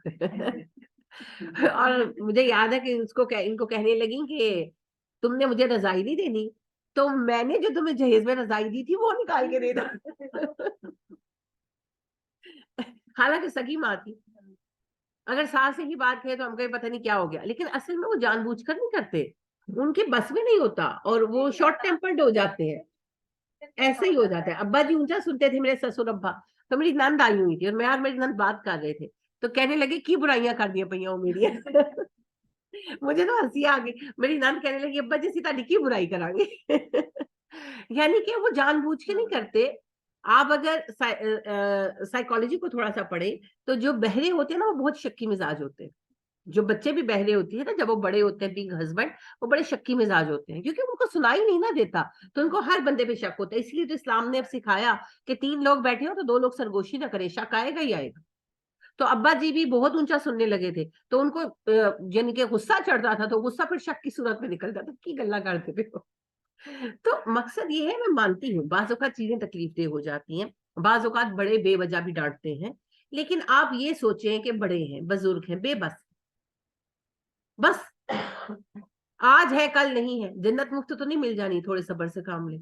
और एक जो बहू है, उसके लिए तो मैं यही एडवाइस करूंगी कि सोचे कि एक पेयर ऑफ पेरेंट्स मेरे घर में भी है ना।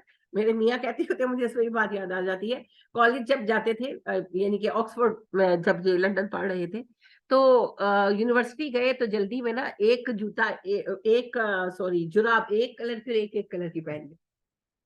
तो सारे अब देख रहे हैं, तो इन्होंने जब देखा कि सब पैरों की तरफ देख रहे हैं, कहते वहां पर जो सॉक्स होती है ना, वो बड़ी ब्राइट कलर्स की नॉर्मली होती थी, तो कहते हैं कि वो बड़े प्रोमिनेंट हो रहे थे। तो सारों जब मैंने नोटिस किया कि देख रहे, तो मैंने देखा तो एक एक रंग की, एक रंग की। तो कहते हैं मैंने कहा कि I have another pair at my home. तो अगर ताड़े ससुरे बोल देने you have also another pair at your home, आपके अम्मा अब्बा भी तो किसी को बोल रहे हैं। असल में बूढ़े जब हो जाते हैं तो चीजों अपने बस में नहीं रहती, सारी उम्र अपने हाथों से काम किया होता है, अब उन्हें वो स्टैंडर्ड चाहिए होता है, वो स्टैंडर्ड मेंटेन हम नहीं कर पाते उनके लिए, तो वो फिर हम पर नाराज हो जाते हैं। तो थोड़ा सब्र, थोड़ा तहम्मुल। भैया लोग तो नेकी कमाने के लिए दूसरे मुल्कों में जाते हैं, वहां पर रहते हैं, कोड़ियों के लिए काम कर रहे हैं, भिखारियों के लिए काम कर रहे हैं। हमारे घर में अल्लाह ने सबब दे दिया है, तो फिर कोशिश करें कि बर्दाश्त करें, कोशिश करें कि बर्दाश्त करें।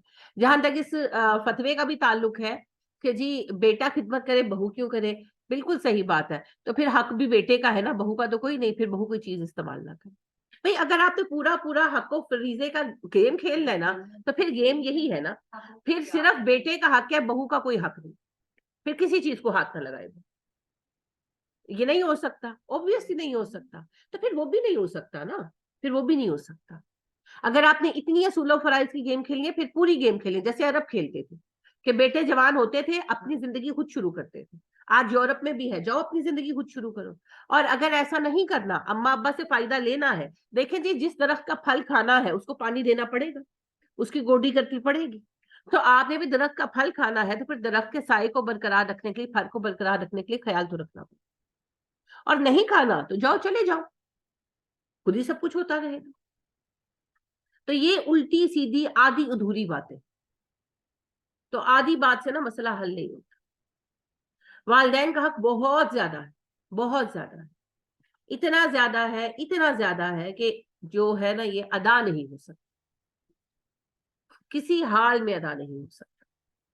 मैंने अभी आपसे अर्ज किया, नबी अकरम सल्लल्लाहु अलैहि वसल्लम से एक सहाबी ने जब बाप के हक के बारे में पूछा, तो आपने कहा कोई शख्स अपने बाप का हक अदा नहीं कर सकता सिवाय इसके कि बाप गुलाम हो और उसे खरीद कर आजाद कर दे। अब बात यह है, बाप का हक नहीं अदा हो सकता, माँ का तो 3 गुना ज्यादा है, तो कितों अदा करोगे? वो बेबसी जो बच्चे की होती है, उस बेबसी में जैसे माँ बाप पालते हैं, वो कहाँ से हक लाओगे भाई? वो मोहब्बत, उस दर्दमंदी की एक दिन की कीमत नहीं चुका सकते। वो जो दर्दमंदी माँ बाप के दिल में होती है ना, वो अल्लाह ही बेहतर जानता। तो वालिदैन के साथ हुस्न सलूक, ये हमारा वो फरीजा है जिसकी जवाबदेही होगी। और कयामत के दिन वालिदैन की नाफरमानी वो गुनाह कबीरा है जिसकी सजा काटनी पड़ेगी, इल्ला ये कि वालिदैन माफ कर। तो नबी अकरम सल्लल्लाहु अलैहि वसल्लम ने फरमाया, जिसका बाप राजी उसका रब राजी, जिसका बाप नाराज उसका रब नाराज। अब यहीं से फिर बात वहीं आ जाती है, माँ का हक तो 3 गुना ज्यादा। और ज़ईफ हदीस है, फिर मैं अर्ज करूंगी लेकिन सुना देती हूँ क्योंकि ज़ईफ हदीस फजीलत में सुनाई जा सकती है। वो जो खातून अपने बेटे से नाराज थी, सहाबिया खातून थी, बेटा भी सहाबी था, तो नाराज, और उसकी उनकी जान नहीं निकल रही थी। तो सहाबा ने कहा कि 3 दिन से जान के निकालम है मगर ये फोत नहीं हो रहे। तो नबी अकरम सल्लल्लाहु अलैहि वसल्लम ने उनसे कहा कि इनकी वालदा है? लोगों ने कहा जी है। आपने कहा बुलवाएं, बुलवाई गई। आपने कहा कि आप नाराज हैं, आपका क्या मामला उनके साथ? उन्होंने कहा जी मैं नहीं बोलती उससे, मैं सख्त नाराज हूं। आपने कहा अच्छा चले माफ कर दे। कहने लगी मैंने नहीं माफ कर। आपने जोर दिया थोड़ा, तो कहने लगी आप बहैसियत नबी मुझे प्रेशराइज ना करें, मैंने नहीं माफ कर। आपने कहा अच्छा ठीक है। आपने साहबा को हुक्म दिया आग जलाओ, जला दी गई। आपने कहा उसको उठाकर फेंक दो इसमें। तो घबरा गई वहां थी, वो कहने लगी कि अल्लाह के नबी सल्लल्लाहु अलैहि वसल्लम मेरे बेटे को ना जलाए।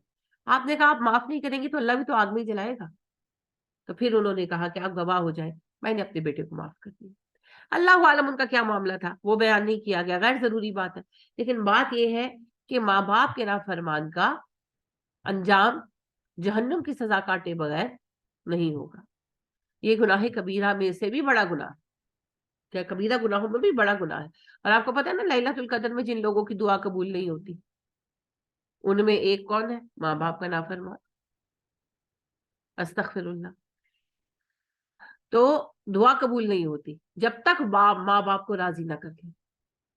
ये बहुत बड़ी रुकावट है आजकल, जो अक्सर लोग कहते हैं ना हमारे काम नहीं होते। माँ बाप अगर नाराज है, सचमुच, एक तो है ना कि माँ बाप अल्लाह ना करे, लेकिन सम टाइम ऐसा होता है कि अम्मा अब्बा है ही ऐसे, रोते की वो शक्ल ही ऐसी है, वो एक्सेप्शन है, वो चंद एक लोग ऐसे होते हैं, उनका तो कुछ नहीं हो सकता।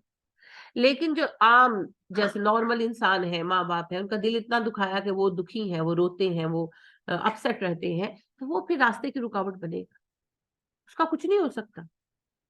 इस रुकावट को दूर करने का एक ही तरीका है, वालिदैन को राजी करना। नबी करीम सल्लल्लाहु अलैहि वसल्लम ने फरमाया 2 गुनाह ऐसे हैं जिनकी सजा दुनिया में भी मिलेगी और आखिरत में भी, वालिदैन की नाफरमानी और यतीम का माल खाना।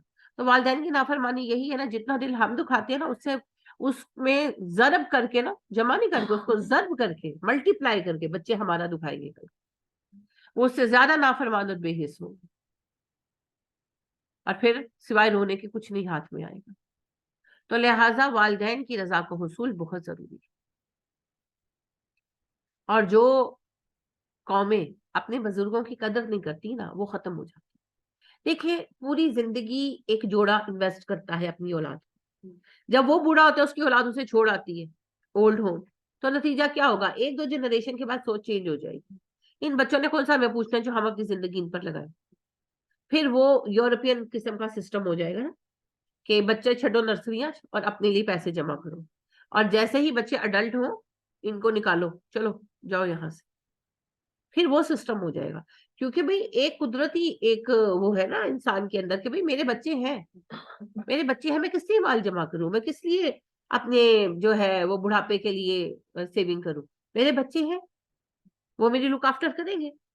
لیکن جب بچے ہی لک آفٹر نہیں کریں گے تو پھر انسان کا بد دل ہو جانا فطری عمل، پھر گھر ٹوٹیں گے. تو گھر ٹوٹنے کی نا 2-3 بڑی مین سازشیں ہیں جو سامنے آ جا رہی ہیں. ایک تو عورتوں کے ذہن میں یہ ڈالا کہ ہم کیوں کام کریں، ہم مردوں سے کم.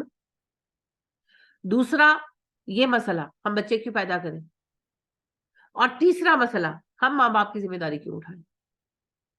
ان تینوں چیزوں کے نتیجے میں کسی ایک چیز کے بھی بڑھنے سے فائنلی ٹوٹے گا گھر ہی، اور گھر ٹوٹنے سے معاشرہ تباہ ہو جائے. کیونکہ یہ ایک چین ہے، یہ بندھی ہوئی ہے. ایک نسل نئی نسل کو تیار کرتی ہے، نئی نسل جوان ہو کر اگلی نسل کو تیار کرتی ہے اور پچھلی نسل کی خدمت کرتی ہے چند سال، پھر وہ مر جاتے ہیں. پھر اگلی نسل جوان ہو جاتی ہے، وہ اپنے بزرگوں کی خدمت کرتی ہے اور نئی نسل کو پروان چڑھاتی ہے. یہ چین ہے، ہر نسل کے پیچھے دوسری نسل ہے، ہر نسل کے پیچھے دوسری نسل. اب اگر پچھلی نسل کو کوئی نہیں پوچھے گا تو وہ اپنا سب کچھ اگلی نسل کے لیے کیوں قربان کرے گی بھائی. تو یہ بڑا ہی خطرناک منصوبہ ہے، یہ اتنا سادہ نہیں ہے جتنا نظر آتا ہے. تو والدین کی ناقدری کا نتیجہ معاشرے کی تباہی کی صورت میں نکلے. لہٰذا والدین کو اپنانا، ان کی خدمت کرنا، یہ تو سعادت مندی ہے جی. یہ کسی کسی کو نصیب ہوتا ہے، یہ ہر کسی کے نصیب میں نہیں ہوتا.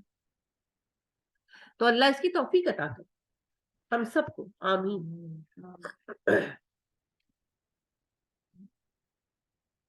اور قرآن میں آپ دیکھیں جہاں اللہ کی توحید کی بات آئی اس کے فوراً بعد وَبِالْوَالِدَيْنِ إِحْسَانًا وَبِالْوَالِدَيْنِ إِحْسَانًا، اور احسان کی بات کی اللہ نے ہمیشہ. ان کے ساتھ بہترین رویہ رکھو. صرف یہ نہیں کہ منہ چڑھا کے خدمت کر دو، کھانا ان کو دے دو، لو کھاؤ مرو، نہیں، ایسے بھی نہیں ہونا. کرو اور بہترین طریقے سے کرو، بہترین طریقے سے، ایسے حسین طریقے سے کہ وہ خوش ہو تم سے، ان کے دل خوش ہو جائے. تو وہ نظر آنا چاہیے.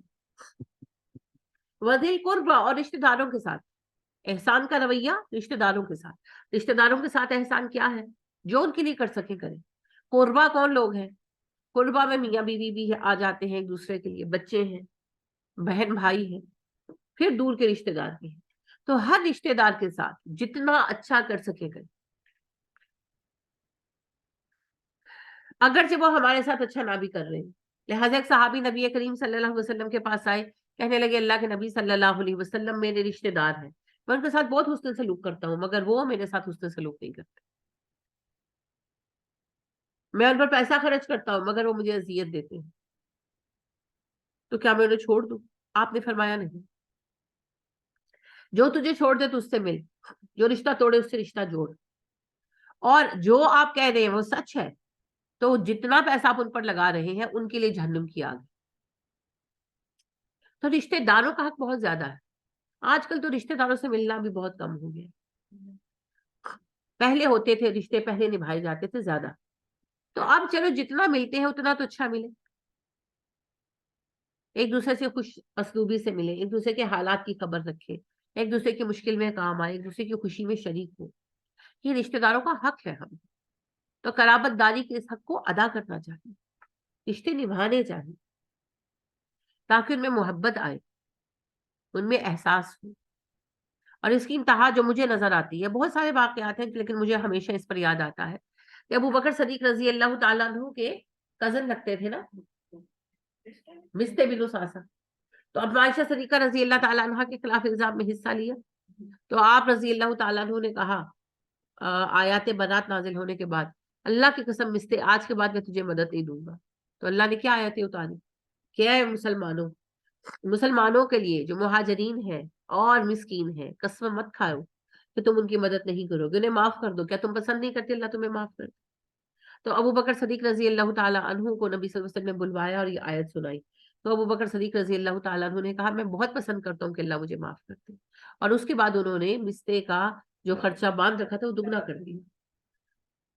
देखिए इससे आगे क्या है, बेटी पर इल्जाम लगाया, फिर भी अल्लाह ने कहा कि अबू बकर आप ही माफ करें, कोई बात नहीं, गलती है, अपनी ही गलतियां करेंगे, राहगीरों ने क्या गलतियां करनी, उनसे तो रास्ता ही कोई नहीं, तो वो गलती करें, आप माफ करते और रिश्ते को निभाते रहे। ये है कराबतदारी का हक।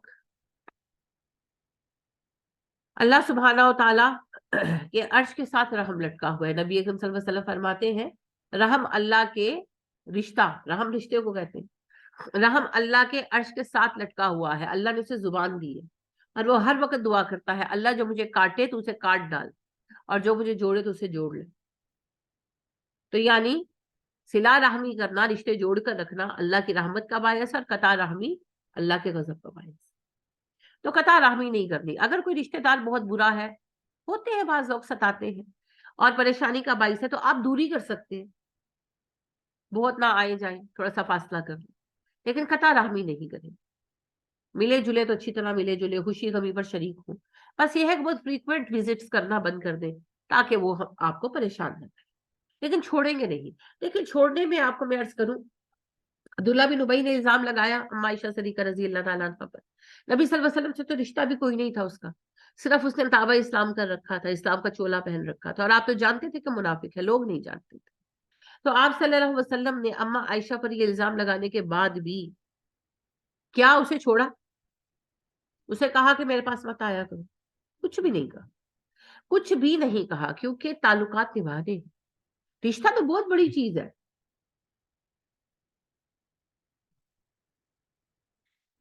आपकी अम्मी ही का फोन आ रहा है, अटेंड कर ले। सुभान अल्लाह।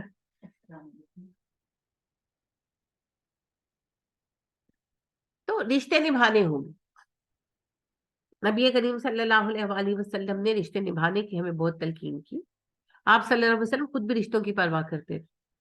लिहाजा आप देखिए कि अम्मा खदीजा रजी अल्लाह ताला अन्हा आपकी बीवी थी, तो उनकी बहन हौला आई आपसे मिलने के लिए।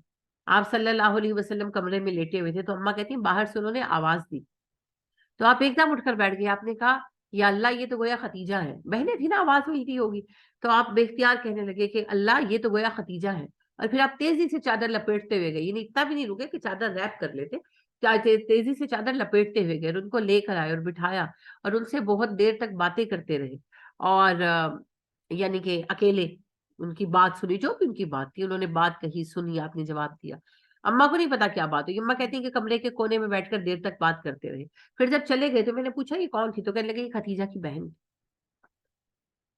तो आप देखिए वो वफात पा चुकी थी अम्मा खतीजा, मगर रिश्ता था ना, तो आप इतना रिश्तों का इकराम करते थे। इसी तरह अम्मा कहती हैं कि अम्मा खतीजा की जो सहेलियां थी, आप उनको गोश्त वगैरह कुर्बानी करते तो उनको गोश्त भिजवाते थे, इतना ख्याल करते थे। और आपकी बहन शीमा आपकी रजाई बहन थी, तो जब वो आई, इनके आपको तो नहीं पता था, बात पुरानी हो गई, वो ब्याह कर पता नहीं किस फैमिली में चली गई, क्या हुआ। तो जब गजवा हुआ है हुनैन का और वो कैदी बनकर आई हैं, तो उन्होंने कहा मैं तुम्हारे सरदार की बहन हूँ। साहबा ने कहा कि हमारे नबी की तो बहन ही कोई नहीं। उन्होंने कहा नहीं तुम जाओ और उनको बताओ। तो उन्होंने आकर कहा कि नबी अकरम सल्लल्लाहु अलैहि वसल्लम एक खातून है और वो कहती है वो आपकी बहन है। आपने कहा अच्छा लेकर आए, तो वो लाई। तो आप सल्लल्लाहु अलैहि वसल्लम ने पूछा कि आप कैसे मेरी बहन है? तो वो कहने लगी कि मैं सादिया की बेटी, आपको याद नहीं, मैं शीमा, बचपन में मैं आपको गोद में खिलाया करती थी और आपने मेरे कंधे पे काट लिया था, अभी भी निशान मौजूद है। छोटे बेबी थे ना आप सल्लल्लाहु अलैहि वसल्लम, 4 साल तक तो रहे हैं उनके पास। तो कहती है, कहने लगी कि मैं आपको उठाए हुए थे, आपने मेरे कंधे पर काट लिया, आज भी निशान मौजूद है। अब 4 साल का बच्चा थे आप सल्लल्लाहु अलैहि वसल्लम, اور شیما اس وقت تھی 15-16 سال کی. اب ظاہر ہے آپ صلی اللہ علیہ وسلم جب ہو گئے تقریباً 60 ایئرز اولڈ, تو آپ صلی اللہ علیہ وسلم کی بہن جو ہے ظاہر ہے وہ 70-75 کی, تو آپ نے کہاں سے پہچاننا تھا؟ لہٰذا 4 سال کے بچے کو ویسے بھی کیا یاد ہوتا ہے. تو انہوں نے جب یہ بات کہی تو اس سے پھر آپ کو یاد آیا. تو آپ صلی اللہ علیہ وسلم نے اپنی چادر بچھا کر ان کو بٹھایا اور ان سے پوچھا آپ کیا چاہتے ہیں؟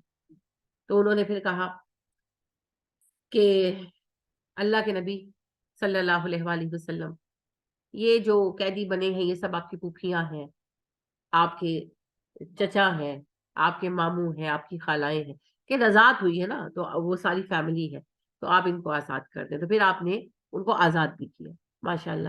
تو اس قدر آپ رشتوں کا احترام کرتے تھے, اس قدر رشتوں کا احترام کرتے تھے. اور جب حلیمہ سعدیہ ملنے آئی ہے آپ سے, اور ماشاءاللہ اسلام لے آئی تھی آپ سے ملنے کے لیے, ایک ہی بار آئی, بوڑھی ظاہرہ ہو گئی تھی, تو ملنے آئی, تو آپ صلی اللہ علیہ وسلم ان کو تو پہچان لیا, تو آپ صلی اللہ علیہ وسلم امی امی کہتے ان کی طرف گئے اور ان کو گلے لگایا اور بٹھایا اور دیر تک ان سے باتیں کی. تو آپ صلی اللہ علیہ وسلم رشتوں کا بہت اکرام کرتے تھے. حالانکہ آپ نبی تھے, مگر آپ صلی اللہ علیہ وسلم اپنے رشتوں کو رشتوں کی طرح ہی اکرام دیتے تھے. حضرت فاطمہ کا تو آپ کو پتہ ہی ہے کتنا پیار کرتے تھے آپ حضرت فاطمہ سے, اور حسن حسین رضی اللہ تعالیٰ عنہما سے. آپ صلی اللہ علیہ وسلم کہیں جاتے تو سب سے آخر میں فاطمہ سے ملتے, واپسی پر سب سے پہلے فاطمہ سے ملتے رضی اللہ تعالیٰ عنہ. تو آپ صلی اللہ علیہ وسلم کو ہم یہ دیکھتے ہیں کہ آپ نے ساری عمر رشتہ نبھایا, آپ نے کبھی کسی کو نہیں چھوڑا. خون کے رشتے تو دور کی بات ہے, بہت عظیم بات ہے, جو تعلقات بھی تھے آپ نے کبھی کسی کو نہیں چھوڑا. کسی کو بھی کبھی آپ نے یہ نہیں کہا کہ بھی چلے جاؤ آپ تمہارا میرا واسطہ نہیں, کبھی بھی نہیں. تو یہ ہے جی رشتے نبھانا. حالانکہ کتنے لوگوں نے آپ کو ستایا, منافقوں نے تو بہت ستایا, پھر بھی آپ نے نہیں چھوڑا. جو ہوگا دیکھا جائے گا. بس یہ ہے کہ آپ نے دور کر دیا, یعنی عبداللہ بن ابی جو ہے وہ کارنر کر دیا گیا تھا. محفل میں آتا تھا مگر بات کرنے کی ضرورت نہیں تھی اس کی, تو بس یہی کرے, کارنر کر دے, چھوڑے مت. رشتے نبھائے, رشتوں کی جواب دہی ہوگی. آج کل رشتے چھوڑنا بڑا آسان ہو گیا, تو یہ نہیں کرنا. اور یاد رکھیے آپ پڑھ آئے ہیں فاسقین کی نشانیاں پڑھی ہیں نا آپ نے, کیا نشانیاں ہیں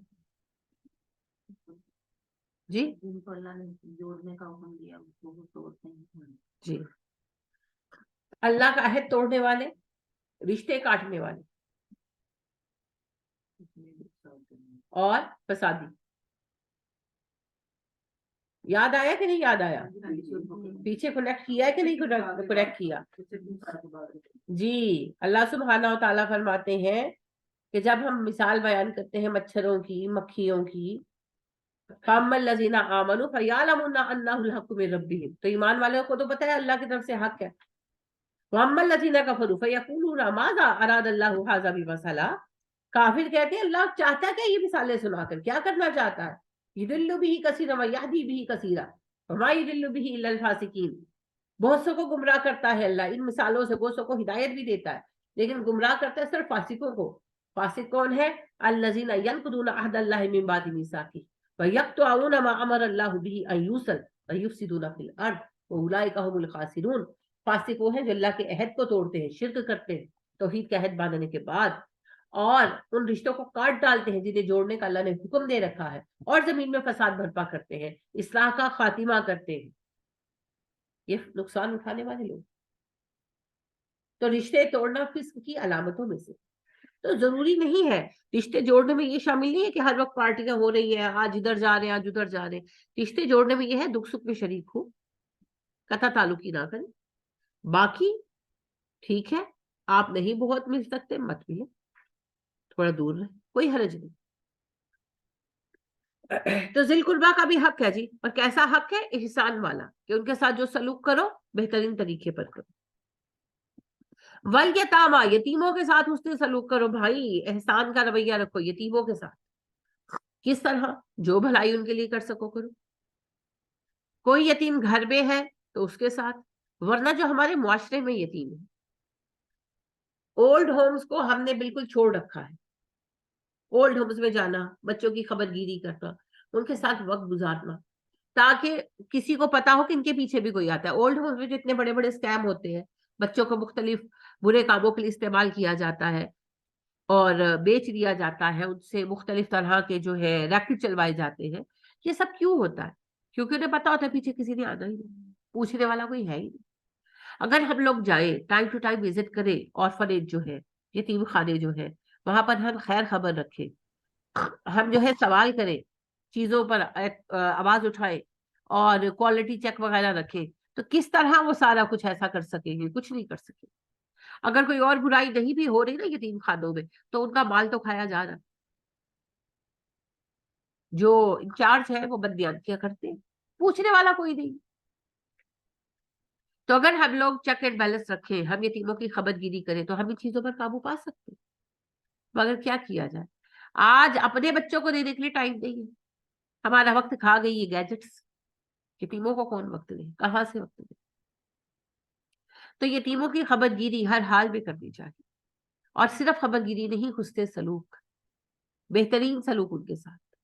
نبی کریم صلی اللہ علیہ وسلم نے فرمایا میری امت کا بہترین گھر وہ ہے جہاں کوئی یتیم رہتا ہے اس کے ساتھ حسن سلوک ہوتا ہے، اور بدترین گھر وہ ہے جہاں کوئی یتیم رہتا ہے اور اس کے ساتھ حسن سلوک نہیں ہوتا. ایک صحابی نے کہا اللہ کے نبی صلی اللہ علیہ وسلم میں کیا کروں کہ میرے دل میں خشوع و خضوع پیدا ہو؟ آپ نے کہا یتیموں کے سر پر ہاتھ پھیرا کرو اور مساکین کے ساتھ بیٹھا کرو. دل کی نرمی کے لیے مساکین کے ساتھ بیٹھا کرو اور یتیموں کے سر پر ہاتھ پھیرا کرو. کچھ نہیں کر سکتے نا، صرف شفقت کر دو ان کے ساتھ. اس شفقت سے ان کے دلوں میں جو نرمی آئے گی نا، ان کے اندر جو سکون آئے گا، اس سے تمہارے دل نرم ہو جائے. تو یتیموں کو وقت دینا، ان کی خبر گیری کرنا، ان کے پاس بیٹھنا، ان کو سننا. کچھ نہیں دے سکتا، ضروری نہیں ہر چیز پیسہ نہیں ہوتی، تھوڑا سا ٹائم دے دیں. عید تہوار پر ان کی طرف چکر لگا لیں. ہمارے یہاں تو یہ تہذیب ختم ہی ہو گئی ہے نا، کیونکہ ہم نے تہذیب کو ہی ختم کر دی ہے. جو مہذب ممالک ہیں ہم دیکھیں وہاں پر ہوتا ہے. یورپ میں تو یہ بالکل عام ایک کسٹم ہے وہاں کا، امریکہ میں، یورپ میں، یو کے میں، کہ چھٹیاں ہوتی ہیں نا تو جو یتیم بچے ہیں ہر فیملی ایک یا دو یتیم بچوں کو اپنے گھر مہمان رکھتی ہے. وہاں سردی کی چھٹیاں ہوتی ہیں نا، ہمارے یہاں گرمی کی ہوتی ہے.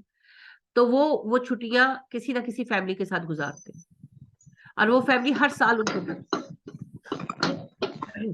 وہ پھر اس فیملی کے ساتھ ساری عمر ان کا ایک رشتہ بن جاتا ہے، معاملات میں شریک ہوتے ہیں. پھر جب ان کے 3 بچوں کی اپنے کوئی شادی کوئی بیاہ ہوتا ہے تو انہیں لوگوں کو انوائٹ کرتے ہیں.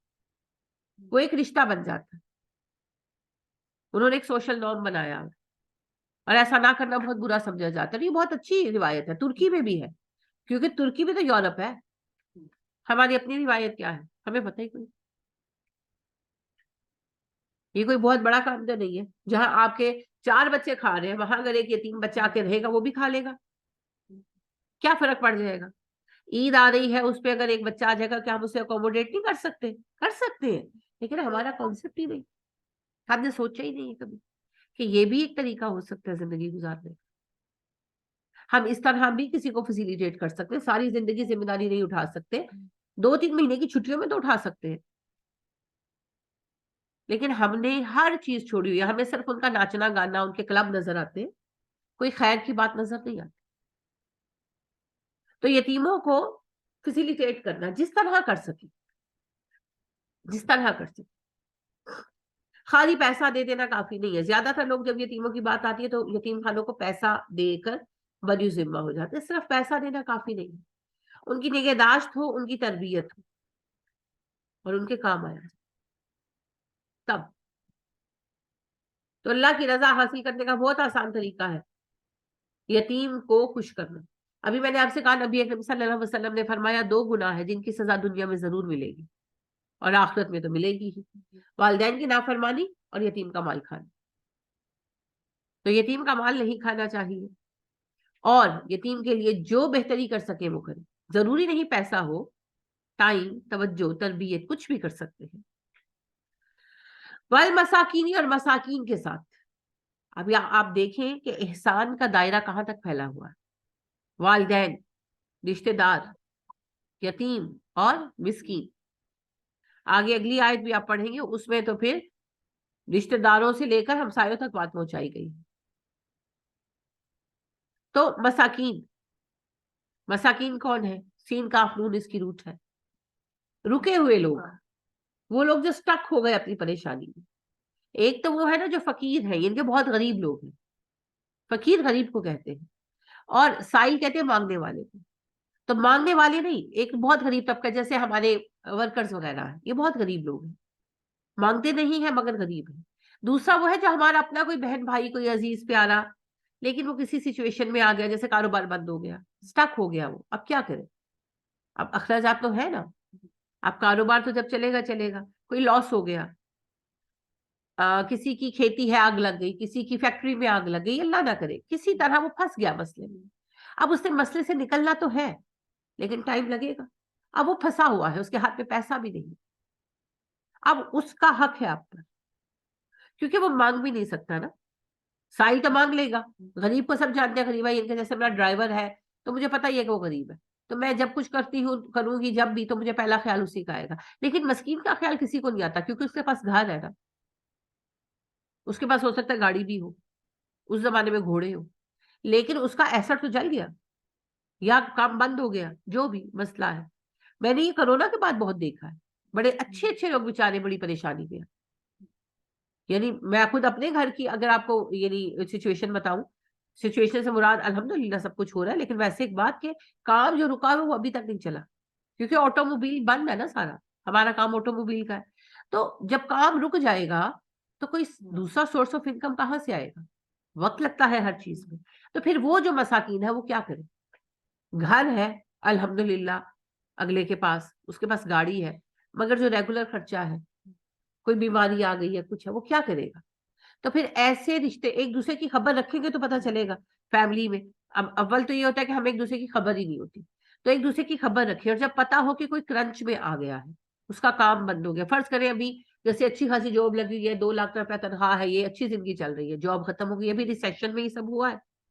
अब जॉब खत्म हो गई, बगला बैठा हुआ, बगला क्या करे, अब अगली जॉब मिलने तक मसला है ना। उसने कोई छोटा मोटा काम पार्ट टाइम शुरू भी कर लिया, लेकिन लेट सपोज वो 2 लाख कमाता था, उसके सारे अखराजात पूरे होते थे, अब वो 60,000 कमा रहे हैं, अब वो क्या करे, अखराजात तो वहीं पर है, घर बड़ा है तो बिल ज्यादा आता है, बच्चे स्कूल में जाते हैं तो फीस तो देनी है, वगैरह वगैरह। मैं एक से ज्यादा ऐसे लोगों को जानती हूँ जिन्होंने इस दौरान अपने बच्चे पढ़ाई से हटा ली, ये रिसेशन। क्यों, पैसे ही नहीं है, फीसें कहां से दे। तो ये और इस तरह के बहुत सारे मसाइल हैं। फिर उन मसाइल में क्या करना चाहिए, ये है मसाकीन, इनकी मदद करनी चाहिए, उनकी मदद करनी चाहिए, क्योंकि उन बेचारों का मसला ये, वो किसी से कह भी नहीं सकते, क्या कहें किसी से, इज्जतदार लोग हैं। तो फिर उनके मसाइल को समझकर उनकी मदद करना, कारोबार करने में कर सकते हैं, कोई जॉब उनके लिए अरेंज कर सकते हैं या करवा सकते हैं, या फिर उनको वैसे हेल्प दे सकते हैं, जो भी कर सकते हैं। तो एक दूसरे की मदद करना, तो मिस्कीन अजीज भी हो सकता है, रिश्तेदार भी, और गैर अजीज भी हो सकता है, इनके दूर का कोई वैसे ही जानने वाला। तो जो बंदा मिस्कीन है उसकी मदद करना। अच्छा, साइल का नहीं कहा गया, मिसाकीन का बार बार कहा गया, क्योंकि साइल तो खुद आके मांग लेगा, मिस्कीन ने तो कहना ही नहीं, उसकी तो जुबान ने गवारा नहीं करना, लिहाजा उसका ख्याल हमें खुद करना है, हमें खुद करना है। देखें, सब उन लोगों के बारे में कहा गया जिन्होंने कहना नहीं, माँ बाप नहीं कहते, उनको बुरा लगता है, क्योंकि उन्होंने सारी उम्र दिया है, उनको लेना अच्छा नहीं लगता। तो लिहाजा वालिदैन के लिए कहा गया कि खुद ख्याल करो।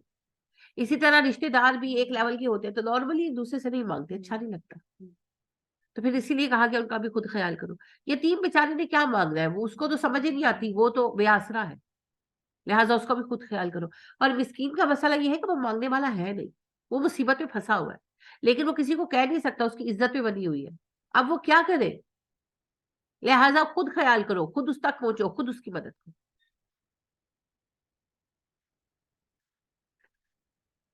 तो जो मदद का मुस्तहक है उस तक मदद पहुंचाना, यह हमारा जिम्मा है, और उन तक पहुंचना ये भी हमारा जिम्मा है। तो अल्लाह हमें इसके लायक कर दे। मसाकीन के बारे में वही बात फिर मैं हजरत अबू ज़र रज़ी अल्लाह तआला अन्हु वाली हदीस दोहराऊंगी कि अबू ज़र कहते हैं कि मैंने कहा अल्लाह के नबी सल्लल्लाहु अलैहि वसल्लम मुझे कोई नसीहत कीजिए। आप सल्लल्लाहु अलैहि वसल्लम ने कहा, अबू ज़र गुलाम आजाद करो। उन्होंने कहा जी अगर मेरी ताकत ना हो, आप सल्लल्लाहु अलैहि वसल्लम ने फरमाया हुनरमंद या बेहुनर की मदद करो, कि जॉब अरेंज कर दो लोगों के लिए, अगर हुनरमंद है तो जॉब ढूंढ दो, हुनरमंद नहीं है तो कोई काम करवा दो। उन्होंने कहा अगर ये भी मुमकिन ना हो, पैसे ना हो, تو آپ نے کہا پھر ابو ذر اپنی ذات کے شر سے لوگوں کو محفوظ رکھو. تو لہٰذا کسی کی مدد کرنا. ایک صحابی نبی صلی اللہ علیہ وسلم سے ملنے آئے, آپ صلی اللہ علیہ وسلم ملے, کچھ دیر بیٹھے, پھر آپ اٹھ کر اندر جانے لگے, گھر جانے لگے. تو انہوں نے کہا کہ اللہ کے نبی صلی اللہ علیہ وسلم مجھے کوئی ایسا عمل بتا دے جو مجھے جنت پہ لے جائے. آپ صلی اللہ علیہ وآلہ وسلم نے کہا پریشان کی پریشانی دور کر دو, غمزدہ کو خوشی دو, مسکین کی مدد کرو, اور مسلمان بہن بھائی کی ضرورت پوری کرو. اور کہا مجھے اس مسجد میں, مسجد نبوی میں تھے آپ نے کہا مجھے اپنی اس مسجد میں 1 مہینے کے اعتکاف سے زیادہ محبوب ہے میں کسی مسلمان کی ضرورت پوری کروں. تو اس میں خاص طور پر مساکین شامل, خاص طور پر, کہ میں سنجیدگی اور ذمہ داری سے آپ کو کہہ رہی ہوں, کیونکہ بیکاری نے تو مانگ لینا ہے, آپ کے ملازم نے بھی آپ سے کہہ دینا, لیکن جو مسکین ہے وہ کس طرح کہے, وہ کس کو کہے, وہ کسی کو نہیں کہہ سکتا, وہ گھلتا جائے گا اندر اندر. تو اس کی ضرورت کو خود سمجھنا اور جو ہو سکے اس کے لیے کرنا, تاکہ وہ اپنے اس مسئلے کو برداشت کر سکے اور اس سے نکل سکے. تو جو کسی کے لیے جاب کا ارینج کر سکے, اس سے بڑا تو صدقہ جاریہ کوئی نہیں. سیریس, کسی کے لیے جاب کا ارینج کر دینا, کسی کے لیے وہ کام کرنا چاہ رہا ہے ہاتھ پکڑ لینا, یہ بہت بڑی نیکیوں میں سے, بہت بڑی نیکیوں میں سے. کیونکہ وہ ایک بندہ جب ارن کرے گا تو پوری فیملی کھائے گی, اور اس فیملی کے سارے افراد کو جو خیر ملے گی اس سب کا صدقہ جاریہ جو ہے وہ جاب ارینج کر کے دینے والے کے لیے, یا کاروبار میں جو تھوڑی سی سپورٹ کی ہے اس کا کرنے کے لیے, اس کو وہ اجر آئے گا. تو بس یہ مساکین کی مدد, ہمارا سارا زور جو ہوتا ہے نا وہ ہوتا ہے سائلین پہ, یعنی ہم زکوٰۃ بھی دیتے ہیں بیکاریوں کو, اور صدقہ بھی ہم دیتے ہیں, کوئی بیکاری مل جائے. نہیں, یہ بیکاریوں کا حق نہیں ہے, اور آج کل تو بیکاریوں کو دینا ہی نہیں چاہیے. آپ جب جامعہ شوکت خانم آج کل بہت چکر لگ رہے ہیں, تو وہاں باقاعدہ وہ بیٹھی ہوئی ہے, صبح شام کی الگ الگ ان کی نشستیں ہیں. بالکل, تو وہ بیٹھی ہوئی ہے, آپ جیسے جائیں تو وہ شروع ہو جاتی ہے ہٹی کٹی, کام کرنے کے لیے آپ کو ملتا کوئی نہیں. پرسوں میں گئی اور مجھے سچی بات ہے بہت تکلیف بھی ہوئی, ہنسی بھی آئی, اور مجھے صدمہ بھی بہت ہوا. یہ پیچھے ہی میں گئی سبزی وغیرہ لی, تو میں گاڑی میں بیٹھ رہی تھی تو 3 بچیاں آ گئی, جیسے میری بچیاں اس عمر کی, بس یہ کہ میری ذرا لمبی چوڑی ہے تو وہ ذرا سکی سی تھی, پٹھان بچیاں تھی, تو آ گئی تو اتنی فرینکلی مجھے کہتی پیسے دو, ہم نے چیز لے لی. ہاں, مجھے ہنسی آ گئی جب اس نے ایسے کہا نا, تو مجھے ہنسی آ گئی اسپونٹینیسلی. تو کہتی ہے مجھے پیسے دوبارہ بڑے اس طرح نا, مجھے کہتی ہے پیسے دے, میں نے چیز لینی ہے. میں نے کہا چیز لینی ہے نا, کام کرو, پیسے کماؤ اور چیز کھاؤ, بھاگ جاؤ یہاں سے. میں نے, اور مجھے اتنی شدت سے یاد آیا کرنل محمد خان جو ہے, آج آپ کہتے ہیں نا اسرائیلی ظالم ہے, یہ ہے وہ ہے, وہ اپنے حساب سے جو کر رہے ہیں وہ کر رہے ہیں, انہوں نے یہاں تک پہنچنے کے لیے بڑی محنت کی. کرنل محمد خان بیان کرتے ہیں 2nd ورلڈ وار میں, ان کی کتاب ہے بجنگ آمد. تو 2nd ورلڈ وار میں ان کو, وہ برٹش آرمی میں تھے, تو ان کی جو ریجیمنٹ تھی اس کی ڈیوٹی لگی تھی بغداد میں. تو صحرا میں ٹریول کر رہے تھے, کارنیول پورا فوج کا جا رہا تھا, کسی اور جگہ پہنچ رہا تھا. تو وہ کہتے ہیں کہ پورے صحرا سے ہم گزرے, بڑا اس میں کافی چیزیں بیان کی. تو ایک وہ کہتے ہیں کہ جب ہم فلسطینی بستیوں کے پاس سے گزرے نا, یہ جو غزہ کی پٹی ہے, تو کہتے ہیں جب ہم وہاں سے گزرے نا, تو بچے جو ہے نا آ کر جمع ہو گئے ہماری جیپوں کے گرد, اور وہ سگریٹ چاکلیٹ مانگنے لگے سبھی. تو ظاہر فوجیوں نے دی. پھر کہتے ہیں ہم آگے صحرا میں چلے گئے, اندر صحرا میں, بہت ڈیپ ان ڈیزرٹ. تو وہاں کہتے ہیں 10-15 بچے ملے, 15-16 سال کے, یعنی کہ 12 سے 15 سال کی عمر کے لڑکے لڑکیاں تھے, اور کوئی ان کے پاس سامان نہیں ہے. ایک تھیلا ہے جس میں 1 کلہاڑی, 1 برتن, اور 1 آدھ جو ہے مشکیزہ, بس کچھ بھی نہیں ہے, خالی ہاتھ وہ بچے. تو روک لیا, فوجی تھے نا, انہوں نے روک لیا, کیا بات ہے, کون ہو, کدھر جا رہے ہو. وہ یہودی بچے تھے. یہودیوں نے کسٹم بنایا ہوا تھا, 12 سال سے 15 سال کے بچے جب ایک یعنی کہ علاقے محلے کے ہو جاتے, تو ان کا بیچ بنا کر 10-15 بچوں کا صحرا میں بھیج دیتے. اب 1 سال صحرا میں سروائیو کرو جا کر, بغیر کسی چیز کے, 1 کلہاڑی, 1 مشکیزہ اور 1 پکانے کا برتن دے کر. बच्चे मरते भी होंगे ना, हादसे भी होते होंगे, क्यों करते थे वो? उन्होंने कहा क्यों करते हो तुम लोग? उन्होंने कहा कि अल्लाह ने हमें सहराए सीना में रखकर ट्रेंड किया था, हमारे पेरेंट्स हमें ट्रेंड कर रहे हैं। उन्होंने ट्रेंड किया, जालिम है बेशक, लेकिन वो इस वक्त गालिब है। हमने क्या किया? आगा सिगरेट, आगा चॉकलेट, अभी भी वही हाल है, अभी भी वही हाल है। आप जिधर जाएं मांगने वालों के ठट लगे हुए हैं। सब्जी वाले के पास कटी कटी मुझसे लंबी चौड़ी खवती तो पैसे मांग रही है, एक यंग बच्ची यानी कि 16-17 साल की। तो एक दिन मैं गई तो आके कहती है कि पैसे दे दे, ऐसे ही फ्रैंकली पैसे दे दे। मैंने कहा मैंने नहीं देने। अच्छा कहती आलू ला दे, मैं कहा मैंने नहीं लेके देने। प्याज ला दे, मुझे गुस्सा चढ़ गया। मैं पलटी, मैंने कहा मेरी बात सुनो, कहा मैंने आराम से ही, मैंने कहा मेरी बात सुनो, जवान बच्ची हो तुम, मुझे काम वाली की जरूरत है, आओ मेरे घर काम करो, मैं तुम्हें तनख्वाह दूंगी। तो कहती मैं नहीं कम करना। मैं कहा हाँ ਤੁਹਾਨੂੰ ਮੁਫਤ ਦੀਆਂ ਮਿਲ ਜਾਂਦੀ ਤੁਸੀਂ क्यों काम करना? कहती तू तो मेरे पीछे ही पै गई है। यानी एटीट्यूड देखें, एटीट्यूड देखें। एक तो वो लालपुर के पटरी के पास वो खातिर बच्चियों को लेके बैठी थी, अब दो वो पुल के पास भी बैठी होती हैं, दो यंग लड़कियां। और कल देखा, मैं भी कल शॉपिंग करने में गई थी, पाँव तक पे उनकी मेहंदी लगी हुई है, बाया पहना हुआ है और वो खड़ी है ऐसे करके। खौफ आता है क्योंकि आप लोग क्या कर रहे हैं यहाँ पे खड़ी 24 घंटे, किसी की मजदूरी को कर लो तो तुम्हें मेहंदी लगानी तो उसी उम्र को इस्तेमाल करके पैसे कमा सकते हैं। कौम की गैरत खत्म हो गई है, और ये पूरे के पूरे ना रैकेट है, ये पूरे के पूरे रैकेट है। और ये अपने अपने टाइम पे ड्यूटियां करते हैं, सारे अपने पैसे लेते हैं, घरों को जाते हैं, इनको तो एक पैसा ना दे। आपने पैसे देने हैं, आपके अपने वर्कर्स इसके मुस्तहक हैं छोटे मोटे पैसों के, और जो आपके बड़े सदकात है उसका मुस्तहक इस वक्त आपका मस्कीन बहन भाई है। इस वक्त बहुत लोग हैं, यानी मैं वही देख रही थी, आफ्टर इफेक्ट्स था ना, कौसर हमारी बहन, माशाल्लाह उन लोगों का बहुत बड़ा काम है। तो मुझे कहने लगी कि जब से हमने काम शुरू किया, कहती फलक मैं बूढ़ी हो गई हूँ, फर्स्ट टाइम कहती है ऐसा हुआ है कि हम लोग अपने मजदूरों को फारग कर रहे हैं, कि 2 महीने से हम उनकी सैलरी पल्ले से दे रहे हैं चीजें बेचकर। तो मेरे मियाँ कहते कि नहीं कुछ ना कुछ हो जाएगा, मैं देखता हूँ, मैं देखता हूँ, इनको फारग करेंगे, बेचारों के घर कैसे चलेंगे? लेकिन कहती 2 महीने तो कुछ ना कुछ बेच कर दे दिया। फिर मैंने कहा कि अब ये कैसे चलेगा? तो कहती है फिर इस महीने, इनके इस अक्टूबर में, पिछले महीने, कहती उन्होंने फिर कहा कि भाई हम कुछ लोगों को फारग कर रहे हैं, तो आप अपने लिए काम देख लें, हम बड़े मजबूर हैं। और हालांकि उनका बड़ा अच्छा काम है, लेकिन आप देखें कि कितनी मजबूरी है ना। तो माशाल्लाह शुक्र है उनका चल रहा है। इसी तरह हिना मिलने आई, तो आपको पता है उनकी भी जो है पेप्सी की एजेंसी है, और बड़ा अच्छा काम है। तो वो मुझे कहने लगी कि इस दफा सीजन में भी, यानी कि गर्मी में भी 42% सेल कम हुई है।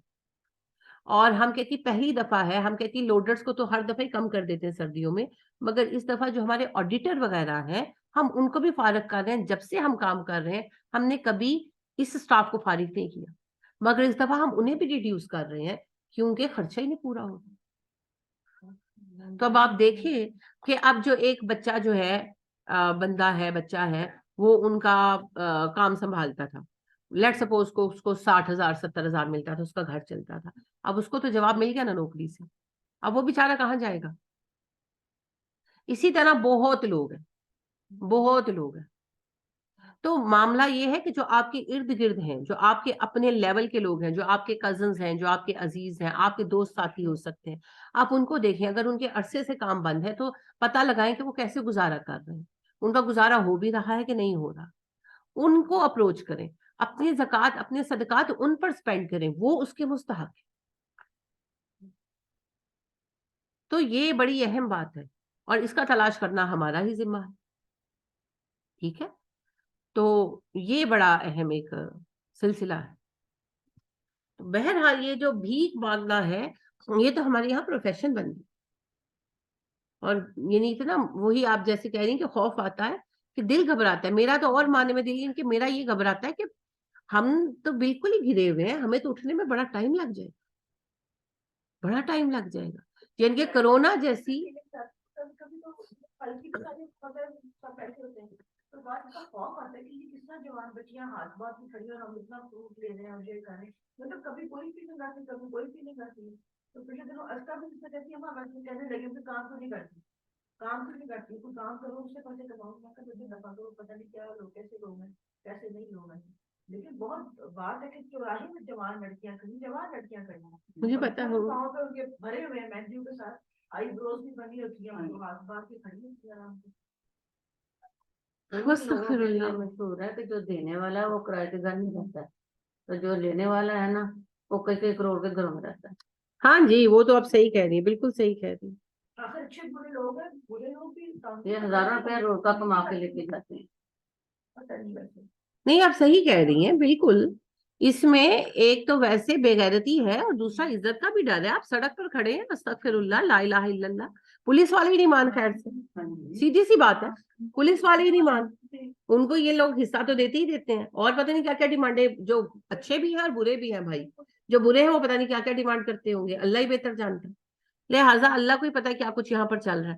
لیکن بات یہ ہے کہ ہماری بھی دراصل قوم حیثیت اور غیرت اتنی گر چکی ہے، ہر وقت ہر کوئی ہر جگہ مانگ رہا ہے، ہر جگہ مانگ رہا ہے، اور اتنے دھڑلے سے آ کر مانگتے ہیں اور یعنی اس طرح ڈیمانڈ کرتے ہیں کہ بندہ حیران ہو جاتا ہے.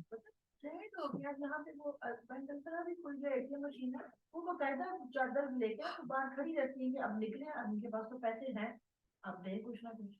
ہاں جی آپ پیٹرول اسٹیشن پر جاتے ہیں پیٹرول ڈلوانے تو وہاں پر وہ مستقل بیٹھی، جیسے ہی آپ گاڑی لے کر جاتے ہو درختوں کے نیچے آرام سے لمبی پڑی ہوتی ہے، اور جیسے ہی آپ کی گاڑی نکلنے لگتی ہے دوڑ کے آ جاتی ہے. کوئی حیا، یہ بھی حیا نہیں ہے کہ ہم ایسے کر رہے ہیں تو یہ ہمیں اعتراض کریں گے. نہیں نہیں کوئی حیا نہیں ہے. وہی مجھے مانگنے والے بھی آپ کبھی والیوم سنی ہے، اتنی ان کی آواز ہوتی ہے کہ پتہ نہیں کس وقت مانگے، پھر مانگنا بھی اور پروفیشن ہے، پروفیشن ہے.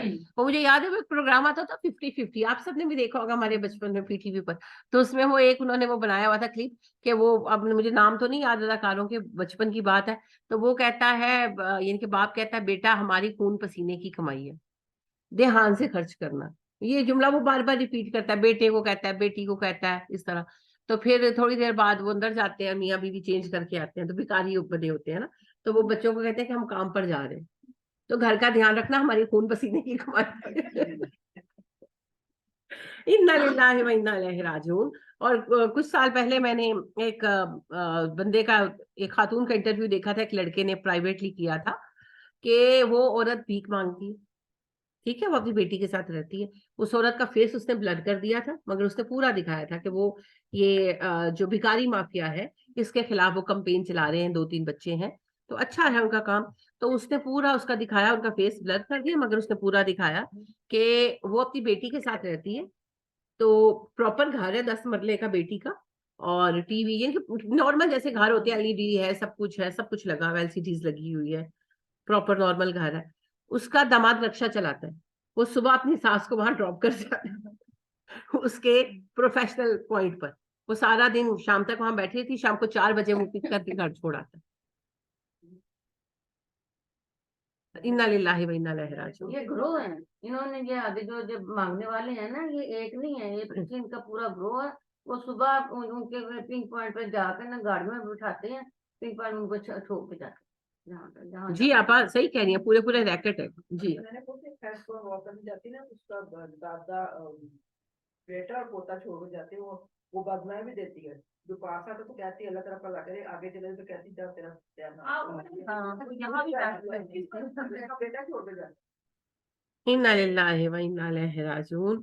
اللہ معاف فرمائے جی. اور میں نے آپ سے شاید پہلے بھی یہ بات شیئر کی ہوگی کہ مستنصر حسین تارڑ جو ہیں وہ بیان کرتے ہیں، ان کا ان دنوں پروگرام چلتا تھا شادی آن لائن، دیکھا تو نہیں میں نے کبھی، لیکن وہ کہتے ہیں کہ اس دوران جو ہے نا بیٹا ان کے جو ہے سلجوق، وہ سفیر بن گئے سعودی کونسل میں نا.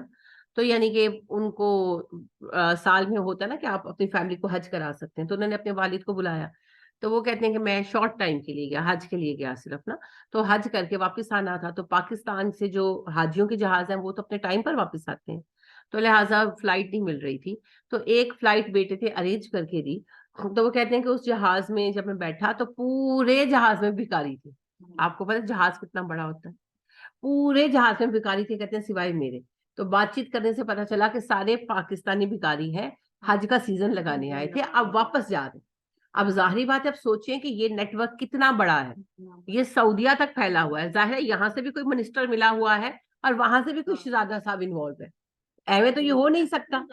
تو وہ کہتے ہیں کہ جی پورے جہاز میں صرف ایک سیٹ میں نہیں تھی جو میں بھکاری نہیں تھا, اور سارے بھکاری تھے, اور وہ حج کا سیزن لگانے گئے ہوئے تھے, تو اب وہ واپس آ رہے تھے جی. اتنا کانفیڈینس آتے اتنا اگر ہم انویسٹ کریں تو ہمیں اتنا گنا زیادہ بڑھ کے ملنا ہے, ملنا ہے. پورا جہاز بھیجا. جی جی بالکل, کیونکہ لوگ دیتے ہیں نا, ظاہر ہے لوگ مانگ رہے ہیں, لوگ کہتے ہیں حرم میں آئے ہوئے کیا نہ کریں, چلو دے دیتے ہیں, چلو دے دیتے ہیں. انا للہ و انا الیہ راجعون. اور پھر ان کو انہوں نے یہ بھی انفارمیشن بتائی کہ جو ہے غار ہرا پر پاکستانی ہوتے ہیں حاجی, یعنی کہ فقیر, سوری, اور مدینہ میں بھی پاکستانی فقیر, اور مکہ میں جو ہے وہ بنگالی اور انڈین اور سری لنکن. کہ پاکستانیوں کی محبت نبی صلی اللہ علیہ وسلم سے کچھ زیادہ ہے نا, یعنی اتنی زیادہ ہے کہ شرک تک بعض اوقات ہمارے لوگ پہنچا دیتے ہیں. تو پاکستانی فقیر انسٹال کیا گیا ہے جی غار ہرا پر اور مدینہ میں. اور یہ بات سچ بھی ہے, میں جب غار ہرا بھی گئی تو میں نے یہی دیکھا کہ واقعی وہاں پر پاکستانی فقیر ہی بیٹھے ہوئے. تو یہ ان کو فرسٹ ہینڈ انفارمیشن بھکاریوں نے خود دی. تو انا للہ و انا الیہ راجعون. جی اللہ معاف کر دے, یہ تو سارے ریکٹ ہیں, ان کو نہ دیا کریں, دیا کریں مسکین کو. مسکین میں ایک تو یہ لوگ شامل ہیں جو ہمارے کام وغیرہ والے ہیں, اور اس کے بعد اصل مسکین وہ ہے جو بیچارہ پھنس گیا ہے اور منہ سے کہہ نہیں سکتا, اس کے لیے وقت بہت مشکل. تو اس کو تلاش کریں, اور وہ آپ کے ارد گرد ہی آپ کو ملے گا, اور پھر اس کی مدد کریں جو کر سکیں. اللہ آسانی عطا کرے ہم سب کو. کل انشاءاللہ ہم یہیں سے شروع کریں گے اور آگے بڑھیں گے. ایک اور بات یہ میں بڑی دفعہ کہتی ہوں, پھر آج آپ کو کہہ رہی ہوں کہ آپ کسی کو بھی فون کریں اور وہ فون بند کر دیتے, پھر چھری سے سال لے لو, پھر فون مت کرے جو بار بار بار بار. ڈیفینیٹلی اگر ایک بندہ, بالغ بندہ, ایک بڑا بندہ, 40 سال کا بندہ آپ کا فون کاٹ رہا ہے تو اس سے کوئی مسئلہ ہے تو کاٹ رہا ہے, پھر 2 منٹ انتظار فرمائیں, فون لے کے اگلے کے سر پہ سوار نہ ہو جائے. سبحان اللہ. جی آپ کیا کہہ رہی تھی؟ میں کہہ رہی تھی جی یہ تقریباً میرے میاں کو نا فوت ہوئے کو 3 ماہ تھے.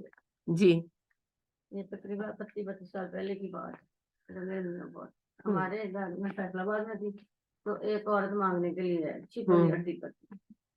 پہلے تو اس نے بڑا کچھ کہا, پھر کہتی میرا میاں فوت ہو گیا ہے, میری مدد کرو, یہ کرو, وہ کرو. میں نے کتنا بھی کرا تیرے میاں فوت ہوئے, 2 سال ہو گئے.